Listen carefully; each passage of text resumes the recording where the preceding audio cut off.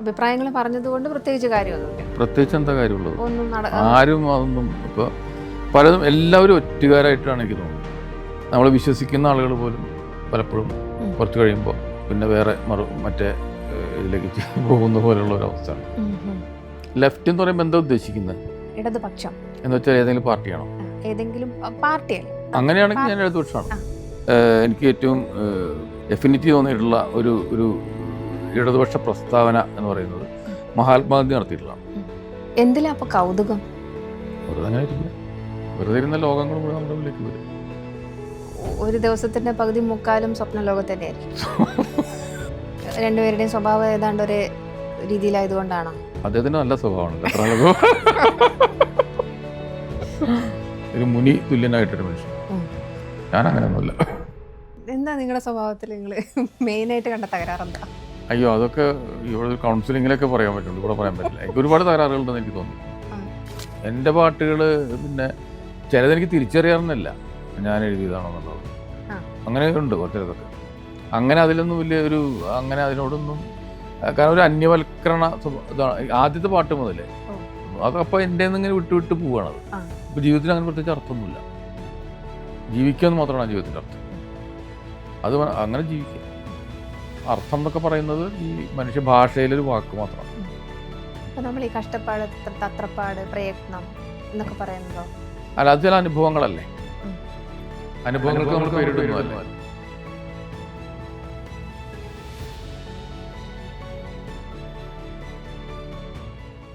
കവി, ഗാനരചയിതാവ്, novelist, columnist, സർവോപരി നല്ലൊരു മനുഷ്യൻ റഫീഖ് അഹമ്മദ്.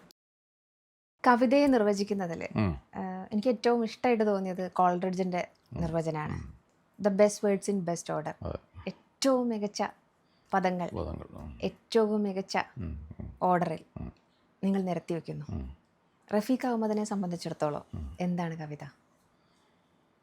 ഒരു വലിയൊരു വിഷയമാണ് കവിത. ഇപ്പോൾ അത് ഭാഷയുടെ വിഷയം മാത്രമാണെങ്കിൽ, ഇപ്പോൾ കോൾറിഡ്ജ് പറഞ്ഞത് ഭാഷയായിട്ട് മാത്രം ബന്ധപ്പെട്ടൊരു കാര്യമാണ്. ആ നിലയ്ക്ക് നോക്കുമ്പോൾ നമുക്ക് ഈ ബെസ്റ്റ് ഓർഡറിൽ ബെസ്റ്റ് വേർഡ്സ് വെക്കുക എന്നുള്ളതൊരു സംഗതി ശരിയാണ്. അതിനപ്പുറം എനിക്ക് കഴിഞ്ഞു എന്നുള്ളതല്ല ഞാൻ പറയുന്നത്. എൻ്റെ ഭാഷയെ പറ്റി, അതിൻ്റെ കവിതയെ പറ്റിയിട്ട് എൻ്റെ സങ്കല്പം മാത്രമാണ് പറയുന്നത്. അപ്പോൾ നിങ്ങൾ പറയുമ്പോൾ നീ എങ്ങനെ ചെയ്തോ എന്ന് ചോദിക്കരുത്, അങ്ങനെ വിചാരിക്കരുത്. നമ്മളൊരു ഇഞ്ചെങ്കിലും നമ്മുടെ ഭാഷയെ മുന്നോട്ട് കൊണ്ടുവയ്ക്കാൻ പറ്റുന്നെങ്കിൽ അതാണ് കവിത എന്നാണ് ഞാൻ വിചാരിക്കുന്നത്. ഭാഷാപരമായിട്ട് വേറെ തരത്തിൽ പറഞ്ഞു കഴിഞ്ഞാൽ കവിത നമ്മൾ എഴുതുന്നത് എന്താണെന്ന് വെച്ചാൽ, എന്തുകൊണ്ടാണ് കവിത എഴുതുന്നതെന്ന് ചോദിച്ചു കഴിഞ്ഞാൽ, നമുക്കിപ്പോൾ മരിച്ച മനുഷ്യരായിട്ട് നമുക്ക് സംസാരിക്കാൻ പറ്റില്ല, ഭൂമിയെ കെട്ടിപ്പിടിക്കാൻ നമുക്ക് പറ്റില്ല, പൂക്കളോട് സംസാരിക്കാൻ പറ്റില്ലല്ലോ. അത് കവിതയിലൂടെ മാത്രമേ പറ്റുള്ളൂ. അതുകൊണ്ടാണ് അത് വേറൊരു തലമാണ് കവിതയുടെ. ഇതൊക്കെയാണ് എനിക്ക് തോന്നിയിട്ടുള്ളത്. ഒരു 35 വർഷത്തിലധികമായി കവിതകൾ എഴുതി. അതേപോലെ ബാലൻസ് ചെയ്തുകൊണ്ട് ഗാനരചനയിലും. അപ്പോൾ ശരിക്കും പറഞ്ഞു കഴിഞ്ഞാൽ കവിത എഴുതുന്ന ഒരു വന്യമൃഗവും ഗാനം രചിക്കുന്ന ഒരു വളർത്തു മൃഗവും രണ്ടിനെയും ഒരുപോലെ റഫീഖ് അഹമ്മദ് മെരുക്കി കൊണ്ടുപോകുന്നുണ്ട് ജീവിതത്തിൽ, മനസ്സിൽ, ഭാവനയിൽ, അല്ലേ? വീട്ടുമൃഗം കൂടിയാണല്ലോ. എല്ലാം മെരുക്കിയിട്ടാണല്ലോ നമ്മൾ പോകുന്നത്. അടിസ്ഥാനപരമായിട്ട് എല്ലാവരും വന്യമൃഗങ്ങളാണ്. ഓരോ കാര്യങ്ങൾക്ക് വേണ്ടി നമ്മൾ സ്വയം മെരുക്കി കൊണ്ടുപോവുകയല്ലേ ചെയ്യുന്നത്, അല്ലേ? അങ്ങനെയാണത്. വളരെ കറക്റ്റായിട്ടുള്ളൊരു നിരീക്ഷണമാണത്. ഇപ്പോൾ റഫീഖ് അഹമ്മദ് പറഞ്ഞല്ലോ, അതായത് ഭൂമിയെ നമുക്ക് കെട്ടിപ്പിടിക്കാൻ പറ്റില്ലല്ലോ, പൂക്കളോട് നിങ്ങൾ കവിതകളിലൂടെ സംസാരിക്കുന്നു, നിങ്ങളുടെ ഭാവനകളിലൂടെ ഭൂമിയോട് സംവദിക്കുന്നു, ഭൂമിക്ക് വേണ്ടിയിട്ടുള്ള നിലവിളികൾ ഏറ്റവും കൂടുതൽ ഉയർത്തുന്നത് കവികളാണ്. ഹേക്കയൊക്കെ തന്നെ അല്ലേ? എന്താണെന്നറിയില്ല, അതാണ് ആദ്യം വരുന്നത്. ആയിക്കോട്ടെ. ഹേക്കെ എന്ന കവിത ഒരുതരം എഴുത്തുകാരുടെ പൊളിറ്റിക്സ്. അത് ഭൗമരാഷ്ട്രീയമാണോ, അതോ കക്ഷി രാഷ്ട്രീയമാണോ, അതോ എതിർപ്പാണോ, എതിർപ്പിൻ്റെ സ്വരമാണോ?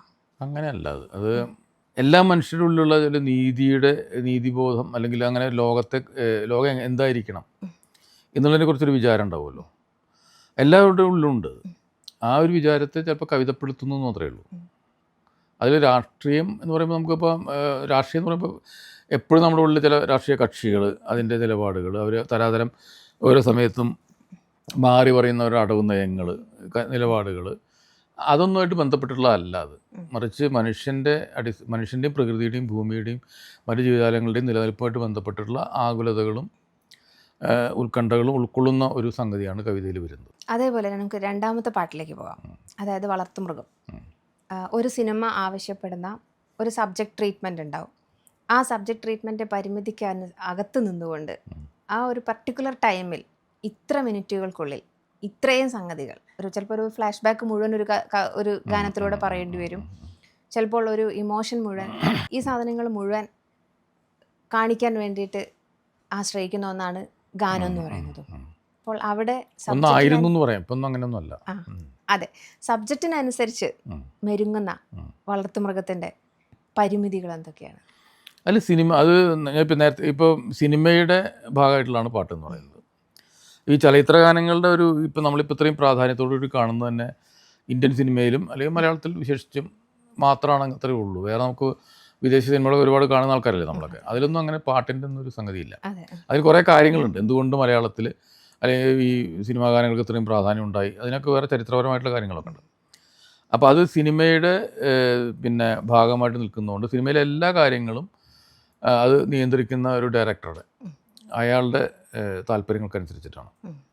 അതിൽ സ്വാതന്ത്ര്യമുണ്ടോ എന്നൊക്കെ ചോദിച്ചു കഴിഞ്ഞാൽ അത് ഒരു ശരിയായ ചോദ്യമായിട്ട് എനിക്ക് തോന്നുന്നില്ല. കാരണം അതിലെ സൂപ്പർ സ്റ്റാറിന് പോലും അതിൽ അഭിനയിക്കുന്ന ഏറ്റവും പ്രധാനപ്പെട്ട നടൻ ഉൾപ്പെടെ അതിലെ കോസ്റ്റ്യൂം ചെയ്യുന്ന ആൾക്കാണെങ്കിലും അതിൻ്റെ ഡാൻസ് പിന്നെ അറേഞ്ച് ചെയ്യുന്ന ആൾക്കാണെങ്കിലും എല്ലാ കാര്യങ്ങളിലും അതിന് ചില പരിമിതികളുണ്ട്. ആ പരിമിതികൾ പാട്ടെഴുത്തിലുണ്ട്. അത്രേ അതിനെ കാണാൻ പറ്റുള്ളൂ. നമ്മുടെ മലയാള സാഹിത്യത്തിൽ പ്രത്യേകിച്ചും കവിതയിൽ 2 കാലഘട്ടത്തിൽ എഴുതപ്പെട്ട 2 കവിതകൾ, ഒന്ന് വൈലോപ്പിള്ളിയുടെ മാമ്പഴം, മറ്റൊന്ന് റഫീഖ് അഹമ്മദിന്റെ തോരാമഴ. അങ്കണത്തൈമാവിൽ ആദ്യത്തെ പഴം വീഴുകെ അമ്മതൽ നേത്രത്തിൽ നിന്നുതിർന്നു ചുടുകണ്ണീർ, ഉമ്മുക്കുലുസു മരിച്ചെന്നു രാത്രിയിൽ ഉമ്മ തനിച്ചു പുറത്തു നിന്നു.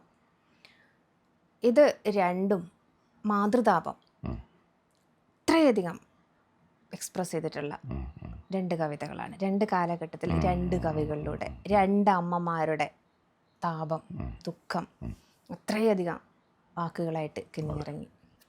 2 പേരും അവസാനം എത്തുന്നത് ഈ മാങ്കനിയായിട്ട് കുഞ്ഞിന് കൊടുക്കാൻ നിവേദ്യമായിട്ട് അമ്മ 4 മാസത്തിന് ശേഷം മാമ്പഴം പഴുത്ത് മാങ്കനിയായിട്ട് പോവുകയാണ് ആ കുഞ്ഞിനെ സംസ്കരിച്ചിടത്തേക്ക്, വൈലപ്പള്ളിയുടെ മാമ്പഴത്തിൻ്റെ അവസാന ഭാഗത്ത്. അതേപോലെ തന്നെ തോരാമഴയിൽ മഴ നനയാതിരിക്കാൻ വേണ്ടി കുടയും എടുത്തിട്ട് കുഞ്ഞിനെ അടക്കം ചെയ്ത പള്ളിപ്പറമ്പിലേക്ക് ഓടാൻ ശ്രമിക്കുന്ന ഉമ്മ. ഇതിൽ 2 ഇമോഷൻസ്, 2 കാലഘട്ടത്തിലെ 2 ജീവിത സംസ്കാരങ്ങളിലെ 2 ഇമോഷൻസ് മാതൃത്വത്തെ അത്രയധികം നിങ്ങൾ പൊതിഞ്ഞ് വെച്ചിട്ടുണ്ട്. വൈലോപ്പിള്ളിയുടെ എന്തെങ്കിലും ഇൻഫ്ലുവൻസ് ആ കവിതയിലുണ്ടായിരുന്നു? ഇപ്പം ഷബിത, വൈലോപ്പിള്ളി എന്ന് പറഞ്ഞിട്ട് 2 ദിവസം കഴിഞ്ഞിട്ട് എൻ്റെ പേര് പറയാൻ പാടുള്ളൂ, അല്ലെങ്കിൽ ഒരു 100 കിലോമീറ്ററെങ്കിലും പോയിട്ട്, കാരണം അത് രണ്ടും തമ്മിൽ അത്രയും വ്യത്യാസമുണ്ട്. ഇതെന്താണെന്ന് വെച്ചാൽ ഈ മാമ്പഴം എന്ന് പറയുന്ന കവിത മലയാള ഭാഷ അറിയാവുന്നവരും മലയാളം പഠിച്ചിട്ടുള്ളവരും കവിതയിലൂടെ സഞ്ചരിച്ചിട്ടുള്ള ഏതൊരു മലയാളിക്കും വളരെ സുപരിചിതമായിട്ടുള്ളൊരു സംഗതിയാണ്. എനിക്കും ഞാൻ കുട്ടിക്കാലത്ത് മുതലേ കേൾക്കുന്നതും എൻ്റെ ബോധത്തിലൂടെ കിടക്കുന്ന ഒരു സംഗതിയാണ്. പക്ഷേ ഈ തോരാമഴ എന്ന് പറയുന്ന കവിത ഒരു പക്ഷേ അതായിട്ട് ബോധപൂർവം അങ്ങനെ ഒരു യാതൊരു സ്വാധീനം ഉണ്ടാകാൻ സാധ്യതയില്ല. കാരണം വെച്ചാൽ അതൊരു പേഴ്സണൽ എക്സ്പീരിയൻസ് ആണ്, എനിക്ക് വ്യക്തിപരമായിട്ടുള്ള അനുഭവമാണത്. എൻ്റെ ഇപ്പോഴും ആ അമ്മ ജീവിച്ചിരിക്കുന്നുണ്ട്.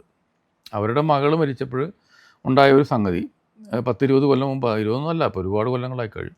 അത് എൻ്റെ പെങ്ങളുടെ വീടിൻ്റെ അടുത്ത് താമസിച്ചിരുന്നൊരു കുടുംബമാണ്. ആ സംഗതി എന്നോട് പറഞ്ഞപ്പോൾ എൻ്റെ മനസ്സിൽ കിടന്നു. കുറേ കാലത്തിന് ശേഷം ഒരു അപ്രതീക്ഷിതമായിട്ട് സമയത്ത് ഈ 2 വരി എൻ്റെ ഉള്ളിലേക്ക് വരികയാണ്. അതായത് ഉമ്മുക്കുലുസു മരിച്ചെന്നു രാത്രിയിൽ. അതെങ്ങനെയോ വരുന്നതാണത്. അതിനതിൽ സ്വാധീനം ഉണ്ടായിരിക്കാം, പറയാൻ പറ്റില്ല. പക്ഷേ ബോധപൂർവ്വം അങ്ങനെ ഒരു സ്വാധീനം ഉണ്ടായിട്ടില്ല. മാത്രമല്ല വൈലോപ്പിള്ളിയുടെ കവിത എന്ന് പറയുന്നത് അതൊരു കുഞ്ഞിൻ്റെ മരണമായിട്ട് ബന്ധപ്പെട്ട കാര്യമൊന്നും അല്ല.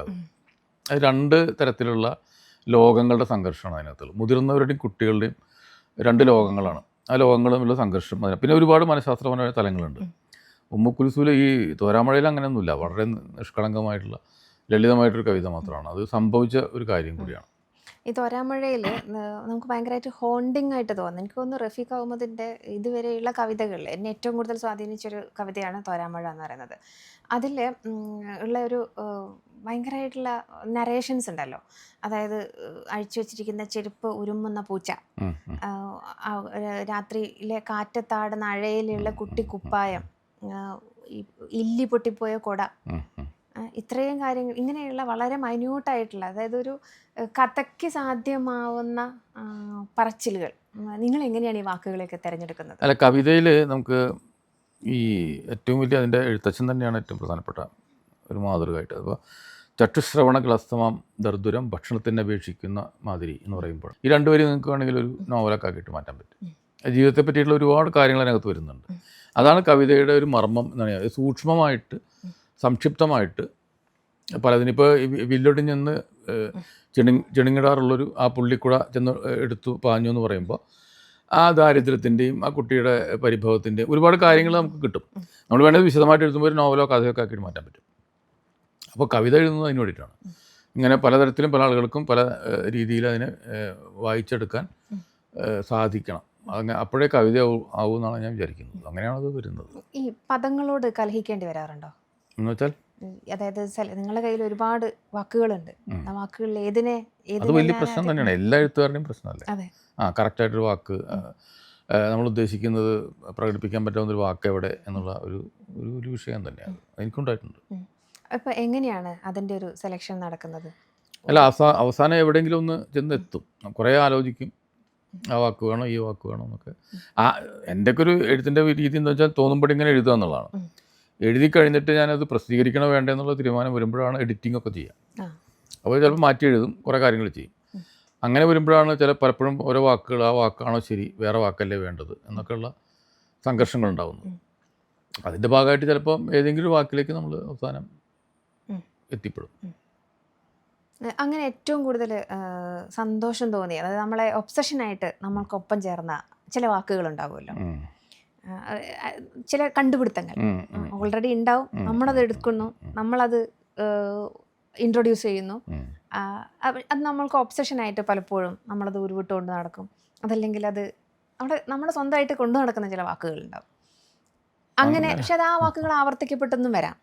അങ്ങനെ ഉണ്ടാവും. പക്ഷേ ഞാൻ പലപ്പോഴും അങ്ങനെ എന്നെ എപ്പോഴും ആകർഷിക്കുന്നു, ഞാൻ ഒഴിവാക്കാൻ ശ്രമിക്കുന്നതായിട്ടുള്ള വാക്ക് നിഗൂഢം എന്നുള്ള വാക്കാണ്. ആ വാക്കിനോട് എനിക്ക് ഭയങ്കരമായിട്ടൊരു ഇഷ്ടമുണ്ട്, അതിനോട്. പക്ഷെ അത് എപ്പോഴും ഇങ്ങനെ വരുമ്പോഴും മാത്രമല്ല, അത് പലപ്പോഴും കവിതയിലൊന്നും ചിലപ്പോൾ അത്ര ചേർന്നൊന്നും വരില്ല.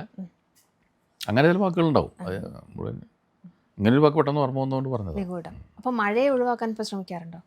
മഴ ഇപ്പോൾ പേടിയാണ്. കാരണം ഇപ്പോൾ മഴയുടെ റൊമാൻസ് നഷ്ടപ്പെട്ടു. വയനാട്ടിലൊക്കെ ഉണ്ടായ സംഭവത്തോട് കൂടിയിട്ട്, പ്രളയം വന്നതോട് കൂടിയിട്ടൊക്കെ. പിന്നെ മഴയുടെ സ്വഭാവം ഇപ്പോൾ എൻ്റെ കുട്ടിക്കാലത്തൊക്കെ ഞാൻ അനുഭവിച്ച മഴയൊന്നും ഇപ്പോൾ ഉള്ളൂ. ഇപ്പോൾ ഈ മാസത്തിൽ പോലും നമുക്ക് ചൂടാണ്, മഴ പെയ്യുമ്പോഴും ചൂടെടുക്കുന്നു. അപ്പോൾ അതുകൊണ്ട് മഴ എന്ന് പറയുന്ന പ്രതിഭാസം അത് വേറൊരു സംഗതിയാണെങ്കിലും ഇന്ന് നമ്മൾ അനുഭവിച്ചുകൊണ്ടിരിക്കുന്ന മഴ അത്ര കാൽപ്പനികമല്ല. അത് ഒരു അത്ര സുഖകരമായിട്ട് മഴയല്ല എന്ന് എനിക്ക് തോന്നുന്നു. അതേപോലെ മരണം ഒരു വിഷയം. താങ്കൾ കവിതകളിലൂടെ, ചിന്തകളിലൂടെ മരണത്തെ ആഘോഷിച്ചത്ര, മരണത്തെ കൊണ്ടു നടന്നത്ര എനിക്ക് തോന്നുന്നില്ല വേറെ കവികൾ ഇപ്പോൾ താങ്കളുടെ സമകാലികരായിട്ടുള്ള കവികൾ ചെയ്തിട്ടുണ്ടോ എന്ന് തോന്നുന്നില്ല. മരണം ഒരു വിഷയം തന്നെയാണ്. മരണം എനിക്കിപ്പോൾ മരണ ഭയമുണ്ടോ എന്ന് വെച്ചാൽ ഭയമുണ്ട്, പക്ഷേ മരണത്തോട് ഇഷ്ടമുണ്ട്. രണ്ടും കൂടിയിട്ടാണ് എനിക്കത്. അത് ഈ നേരത്തെ പറഞ്ഞ പോലെ നിഗൂഢമായിട്ടുള്ള ഒരു പ്രണയവും ഭയവും എല്ലാം കൂടി ചേർന്നിട്ടുള്ള സംഗതിയാണ് മരണം എന്ന് പറയുന്ന സംഗതി. അപ്പോൾ അതുകൊണ്ട് ഇടയ്ക്കിടെ വന്നുകൊണ്ടിരിക്കും, പലപ്പോഴും വന്നുകൊണ്ടിരിക്കും. റഫീഖ് അഹമ്മദ് എന്ന പേര് പൂരിപ്പിക്കുന്നത് 2 വരികളാണ്. മരണമെത്തുന്ന നേരത്ത് നിന്റെ അരികിൽ ഇത്തിരി നേരം ഇരിക്കണേ.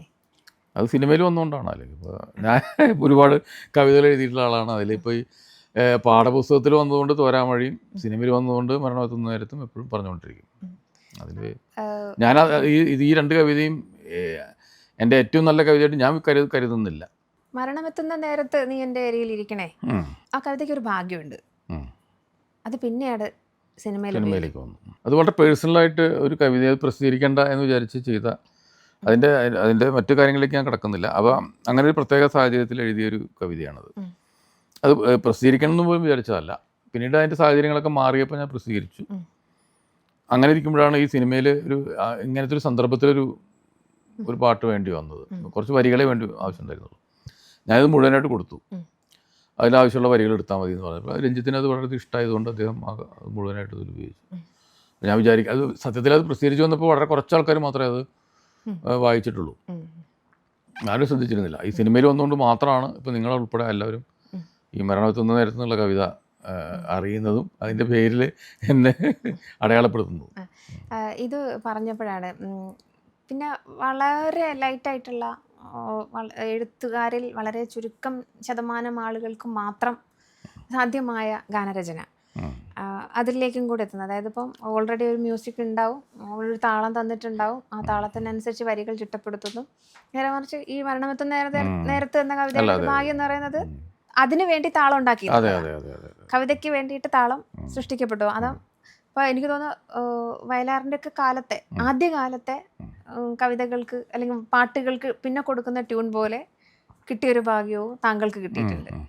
ഈ പറയുന്ന ഗാനരചനാ മേഖലയിലേക്കൊക്കെ കടന്നു വരാൻ ആഗ്രഹിക്കുന്ന ഒരുപാട് ആളുകളുണ്ടാവും. എല്ലാവർക്കും സാധ്യമല്ലാത്ത ഒന്ന്.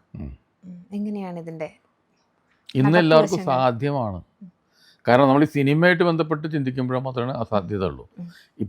ഇപ്പോൾ അടുത്ത കാലത്ത് ഇറങ്ങിയ ഇപ്പോൾ 2 കൊല്ലത്തിനകത്ത് ഇറങ്ങിയ സിനിമകൾ കണ്ടിട്ടുള്ള ആൾക്കാർക്കറിയാം സിനിമയിൽ പാട്ടുകളുടെയൊക്കെ ഒരു പ്രസക്തി തന്നെ ഇല്ലാതായിപ്പോയി.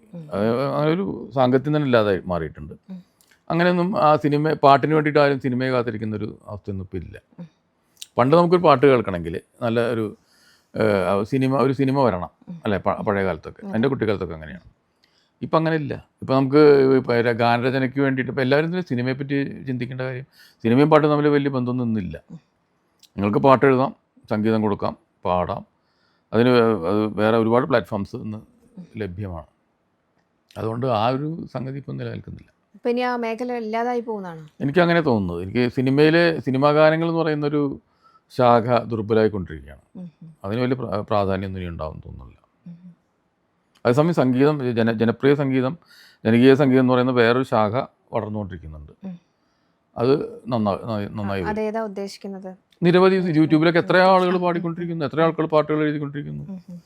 റാപ്പ് സോങ്സ് വേറൊരു ഭാഗത്ത് വരുന്നു, അതല്ലാത്ത മെലഡി വരുന്നു, പലതരത്തിലുള്ള പാട്ടുകൾ വന്നുകൊണ്ടിരിക്കുന്നുണ്ട്. അപ്പോൾ അതങ്ങനെ വിഷയം ഇപ്പം ഇന്നില്ല.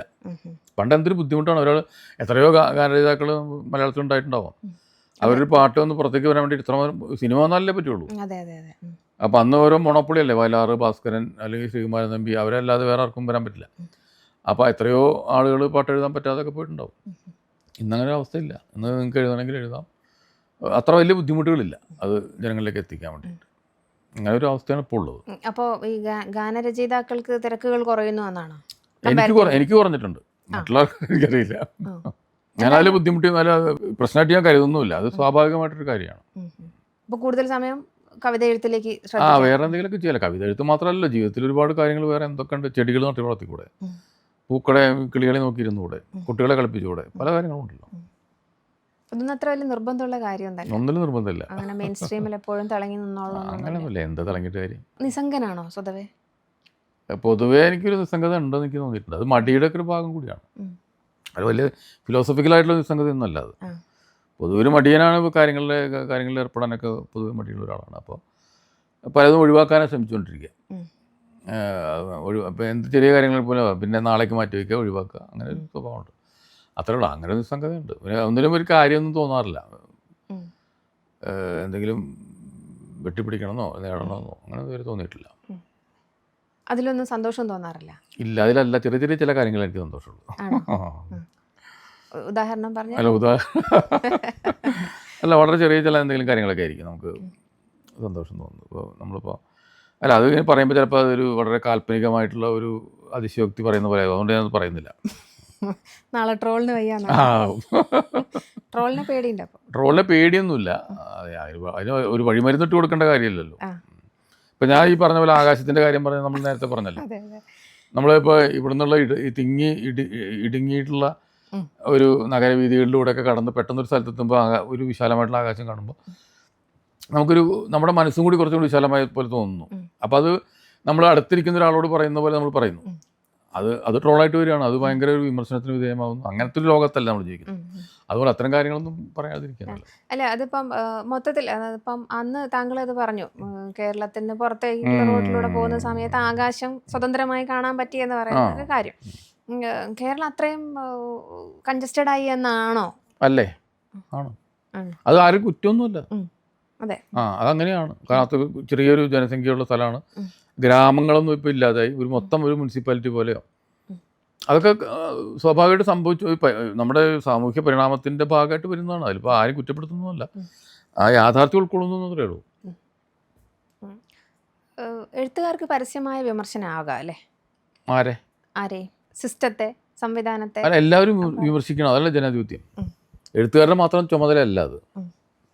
ജനാധിപത്യം എന്ന് പറയുന്ന സംഗതി പൂർണ്ണമാവണമെങ്കിൽ, അതിനൊരർത്ഥം ഉണ്ടാവണമെങ്കിൽ എല്ലാവർക്കും വിമർശിക്കാനുള്ള ഒരു സ്പേസ് ഉണ്ടാവണം. വെറുതെ വിമർശിക്കല്ല, കാര്യങ്ങൾ ചോദ്യം ചെയ്യാനും വിമർശിക്കാനുള്ള സ്പേസ് അല്ലെങ്കിൽ ജനാധിപത്യം അല്ല. പക്ഷെ താങ്കൾ ആക്രമിക്കപ്പെടുന്നത് പോലെ പൊതുജനങ്ങൾ ആക്രമിക്കപ്പെടില്ലല്ലോ. ആക്രമിക്കപ്പെട്ടോട്ടെ, എന്തായാലും പറയാനുള്ളത് പറയും. അല്ല, അത് ഇപ്പം ഞാനിപ്പോൾ ഈ സോഷ്യൽ മീഡിയയിലുള്ള അതൊക്കെ ഞാൻ നിർത്തി. ഇപ്പോൾ വേറെ കാര്യങ്ങളൊക്കെ എൻ്റേതായിട്ടുള്ള അഭിപ്രായങ്ങളൊക്കെ ഉണ്ട്. നമ്മളിപ്പോൾ പ്രത്യേകിച്ചും അങ്ങനെ അഭിപ്രായങ്ങൾ പറഞ്ഞതുകൊണ്ടും പ്രത്യേകിച്ച് കാര്യമൊന്നുമില്ല. അഭിപ്രായങ്ങൾ പറഞ്ഞതുകൊണ്ട് പ്രത്യേകിച്ച് കാര്യമൊന്നുമില്ല. പ്രത്യേകിച്ച് എന്താ കാര്യമുള്ളത്? ആരും അതൊന്നും ഇപ്പോൾ പലതും എല്ലാവരും ഒറ്റുകാരായിട്ടാണ് എനിക്ക് തോന്നുന്നത്. നമുക്ക് പലപ്പോഴും നമ്മൾ സകലരും ഒറ്റുകാരെ പോലെയാണ് പെരുമാറിക്കൊണ്ടിരിക്കുന്നത്. നമ്മൾ വിശ്വസിക്കുന്ന ആളുകൾ പോലും പലപ്പോഴും കുറച്ച് കഴിയുമ്പോൾ പിന്നെ വേറെ മറ്റേ ഇതിലേക്ക് പോകുന്ന പോലെയുള്ള ഒരു അവസ്ഥ ഉണ്ട്. അപ്പം അതുകൊണ്ട് ഒരു നിരാശാഭരിതമായിട്ടുള്ളൊരു രാഷ്ട്രീയ സാമൂഹ്യ ഒരു തോന്നലാണ് എനിക്കുള്ളത്. അതുകൊണ്ട് ഞാൻ നിശബ്ദനായിട്ടിരിക്കാനാണ് എനിക്കിഷ്ടം. അങ്ങനെ നിശബ്ദനായിട്ടിരിക്കുന്നത് ശരിയാണോ? ആയിരിക്കില്ല. ശബ്ദം ഉണ്ടാക്കിയിട്ട് കാര്യമില്ലെങ്കിൽ നിശബ്ദനാവുക. കാരണം ഈ ഒരു expression, freedom of expression enjoy ചെയ്യുന്ന ആളുകൾ, ആവിഷ്കാര സ്വാതന്ത്ര്യം ഉണ്ടെങ്കിൽ പ്രത്യേകിച്ചും കറപ്ഷനെതിരെ, ഈ കാര്യങ്ങൾക്കെതിരെ, അതായത് നമ്മൾക്ക് വെച്ച് പൊറപ്പിക്കാൻ പറ്റാത്ത എന്തിനെതിരെയും പ്രതികരിക്കും എഴുത്തുകാർ. പല വിധത്തിലാവാവുന്നേ ഉള്ളൂ. അല്ല, അങ്ങനെ ചെയ്യണമെങ്കിലേ സത്യത്തിൽ ഒരു മൂവ്മെൻ്റ് ഉണ്ടാവണം. ഒറ്റയ്ക്ക് ആൾക്കൊന്നും ചെയ്യാൻ പറ്റില്ല. ഒറ്റയ്ക്ക് ചെയ്യുന്നത് ഒരു നിഷ്ഫലമാണ്.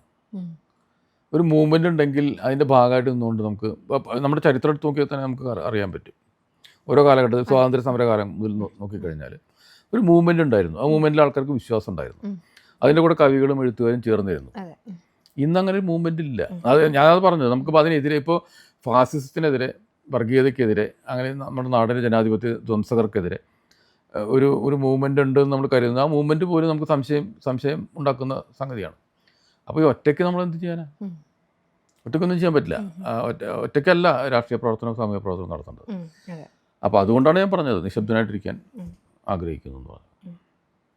ഈ എഴുത്തുകാരുടെ രാഷ്ട്രീയം പ്രകടമാകാം, അല്ലാതാവാം. അവരുടെ എഴുത്തുകളിലൂടെ അവർ പ്രകടിപ്പിക്കും. ചിലർ പരസ്യമായിട്ട് രാഷ്ട്രീയ പാർട്ടികൾക്ക് പിന്തുണ കൊടുക്കും.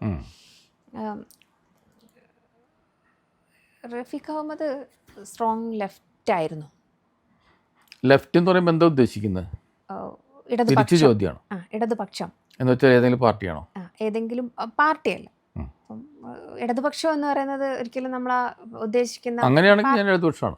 അല്ല, ഞാൻ കരുതുന്നത് എനിക്ക് ഏറ്റവും ഇഷ്ടം, അല്ല എന്താ പറയുക, ഒരു എഫിനിറ്റി തോന്നിയിട്ടുള്ള ഒരു ഇടതുപക്ഷ പ്രസ്താവന എന്ന് പറയുന്നത് മഹാത്മാഗാന്ധി നടത്തിയിട്ടുള്ളതാണ്.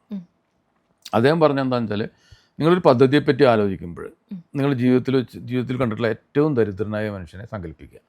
എന്നിട്ട് അയാൾക്ക് ഈ പദ്ധതി കൊണ്ട് എന്തെങ്കിലും ഗുണമുണ്ടാകുമോ എന്ന് ആലോചിച്ച ശേഷം അതിലേക്ക് ഇറങ്ങുക. അതാണ് ഏറ്റവും എന്നും ഓർമ്മിക്കേണ്ടതായിട്ടുള്ള ഒരു ഇടതുപക്ഷ പ്രസ്താവന. അങ്ങനെ അത്തരം ഒരു കാര്യത്തിലുള്ള രാഷ്ട്രീയമാണ് എനിക്കുള്ളത്. അല്ലാതെ ഏതെങ്കിലും പ്രത്യേകിച്ച് രാഷ്ട്രീയ പാർട്ടി, അത് ഇങ്ങനെ ഒരു നിലപാട് ഏത് രാഷ്ട്രീയ പാർട്ടി സ്വീകരിക്കുന്നെങ്കിലും നമുക്കതിൻ്റെ കൂടെ ചേരാൻ പറ്റും. അവിടെ മറ്റ് ഐഡിയോളജികളോ വ്യവസ്ഥാപിത താല്പര്യങ്ങളോ നോക്കാൻ, അങ്ങനെയൊന്നുമില്ല.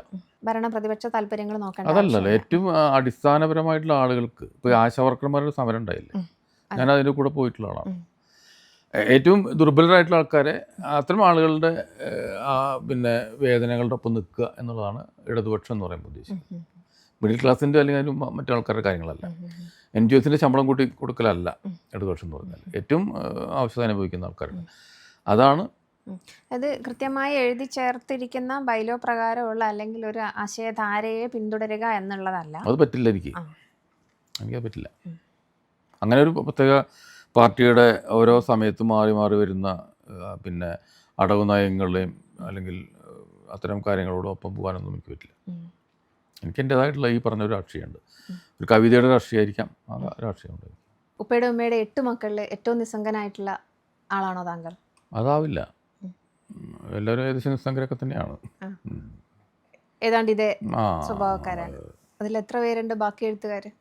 എഴുത്തുകാരൊന്നുമില്ല, എല്ലാവരും നന്നായിട്ട് വായിക്കുന്നവരും ഒരുപാട് ഈ സാഹിത്യ താല്പര്യരൊക്കെയാണ്.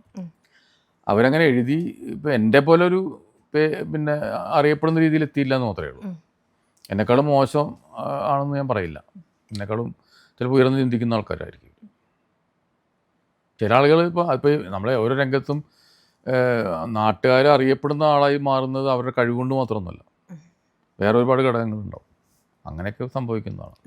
ഈ അക്കിക്കാവ് വിട്ടുപോകില്ല അങ്ങനെ നിർബന്ധമില്ല എനിക്ക്. ഞാനിവിടെയാണ്, എനിക്ക് വേറെ അവസരങ്ങൾ സാധ്യതകൾ വന്നില്ല. ഞാൻ ജോലി തേടിയിട്ട് എനിക്ക് പുറത്തൊന്നും പോകേണ്ടി വന്നിട്ടില്ല, അല്ലെങ്കിൽ വേറെ എവിടെയെങ്കിലും പോയി താമസിക്കേണ്ടി വന്നിട്ടില്ല. അപൂർവമായിട്ട് ചില കാര്യങ്ങൾ മാത്രമേ ഉണ്ടായിട്ടുള്ളൂ.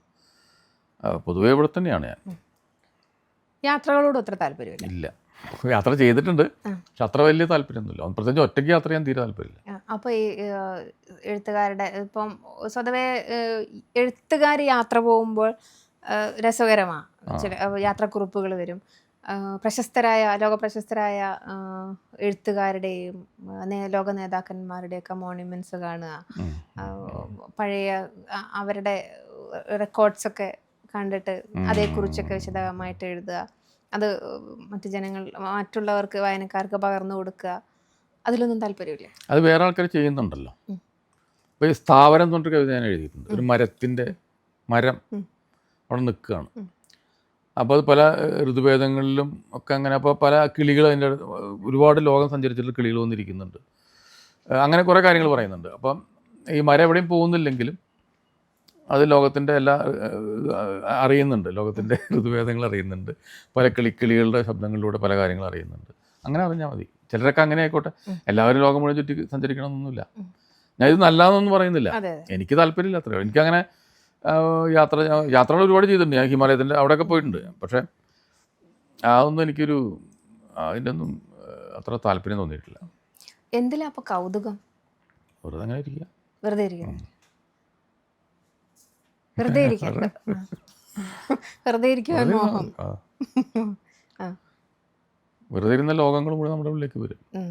അപ്പം ഏതാണ്ട് ഒരു ദിവസത്തിൻ്റെ പകുതി മുക്കാലും സ്വപ്ന ലോകത്ത് തന്നെ ആയിരിക്കും.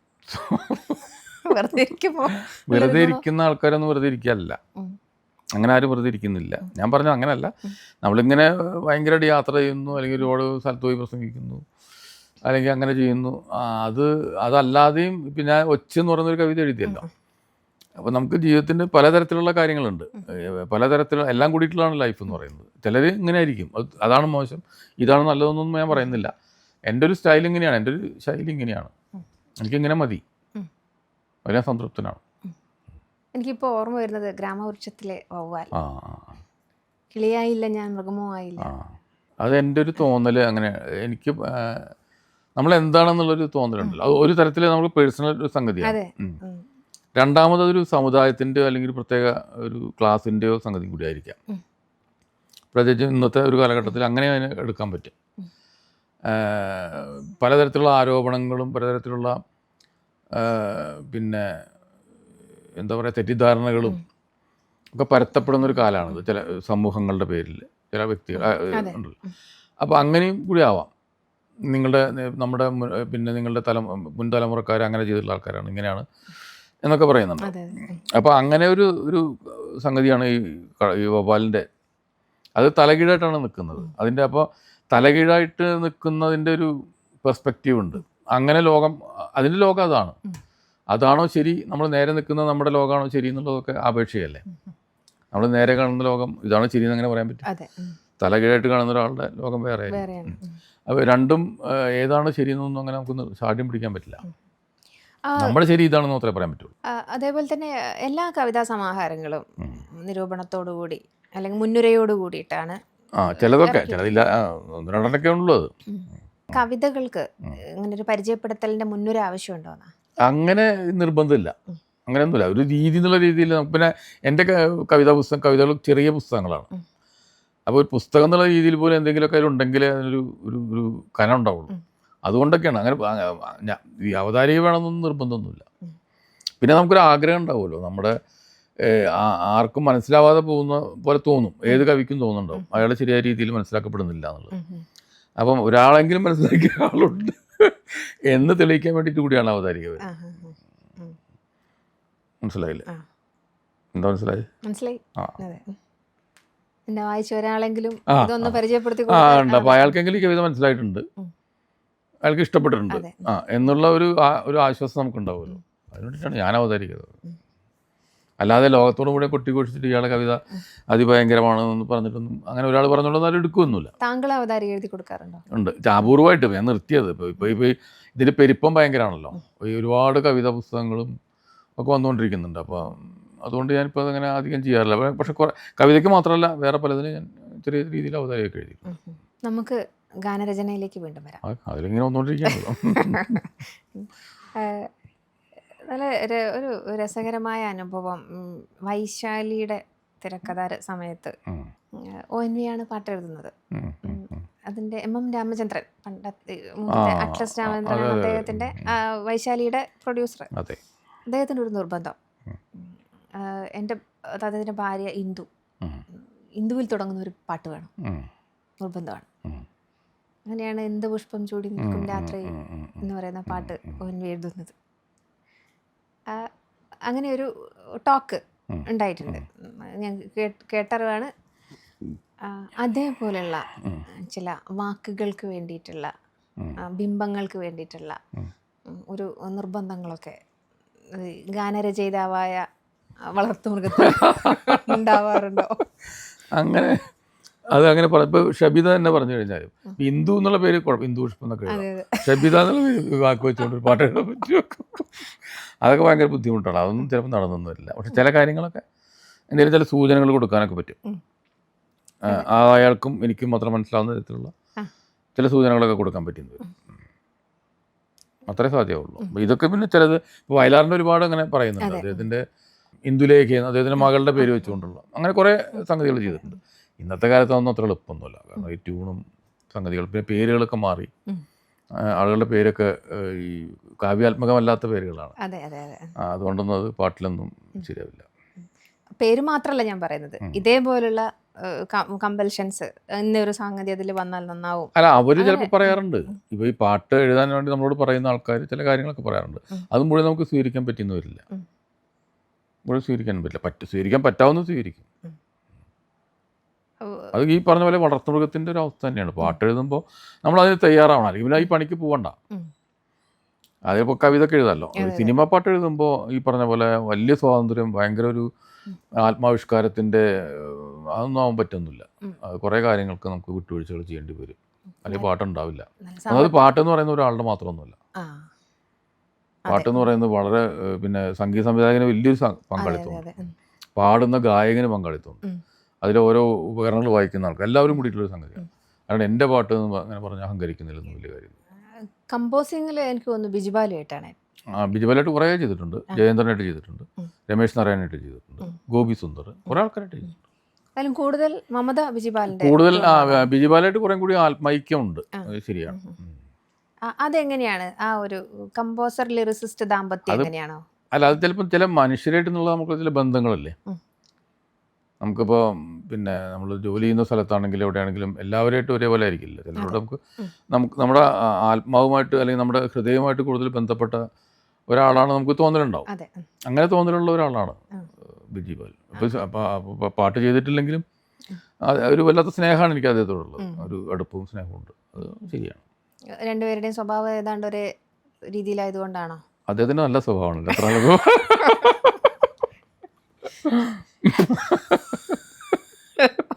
അദ്ദേഹം വളരെ സാത്വികനായിട്ടുള്ള, വളരെ നല്ലൊരു മുനി തുല്യനായിട്ടൊരു മനുഷ്യനാണ്.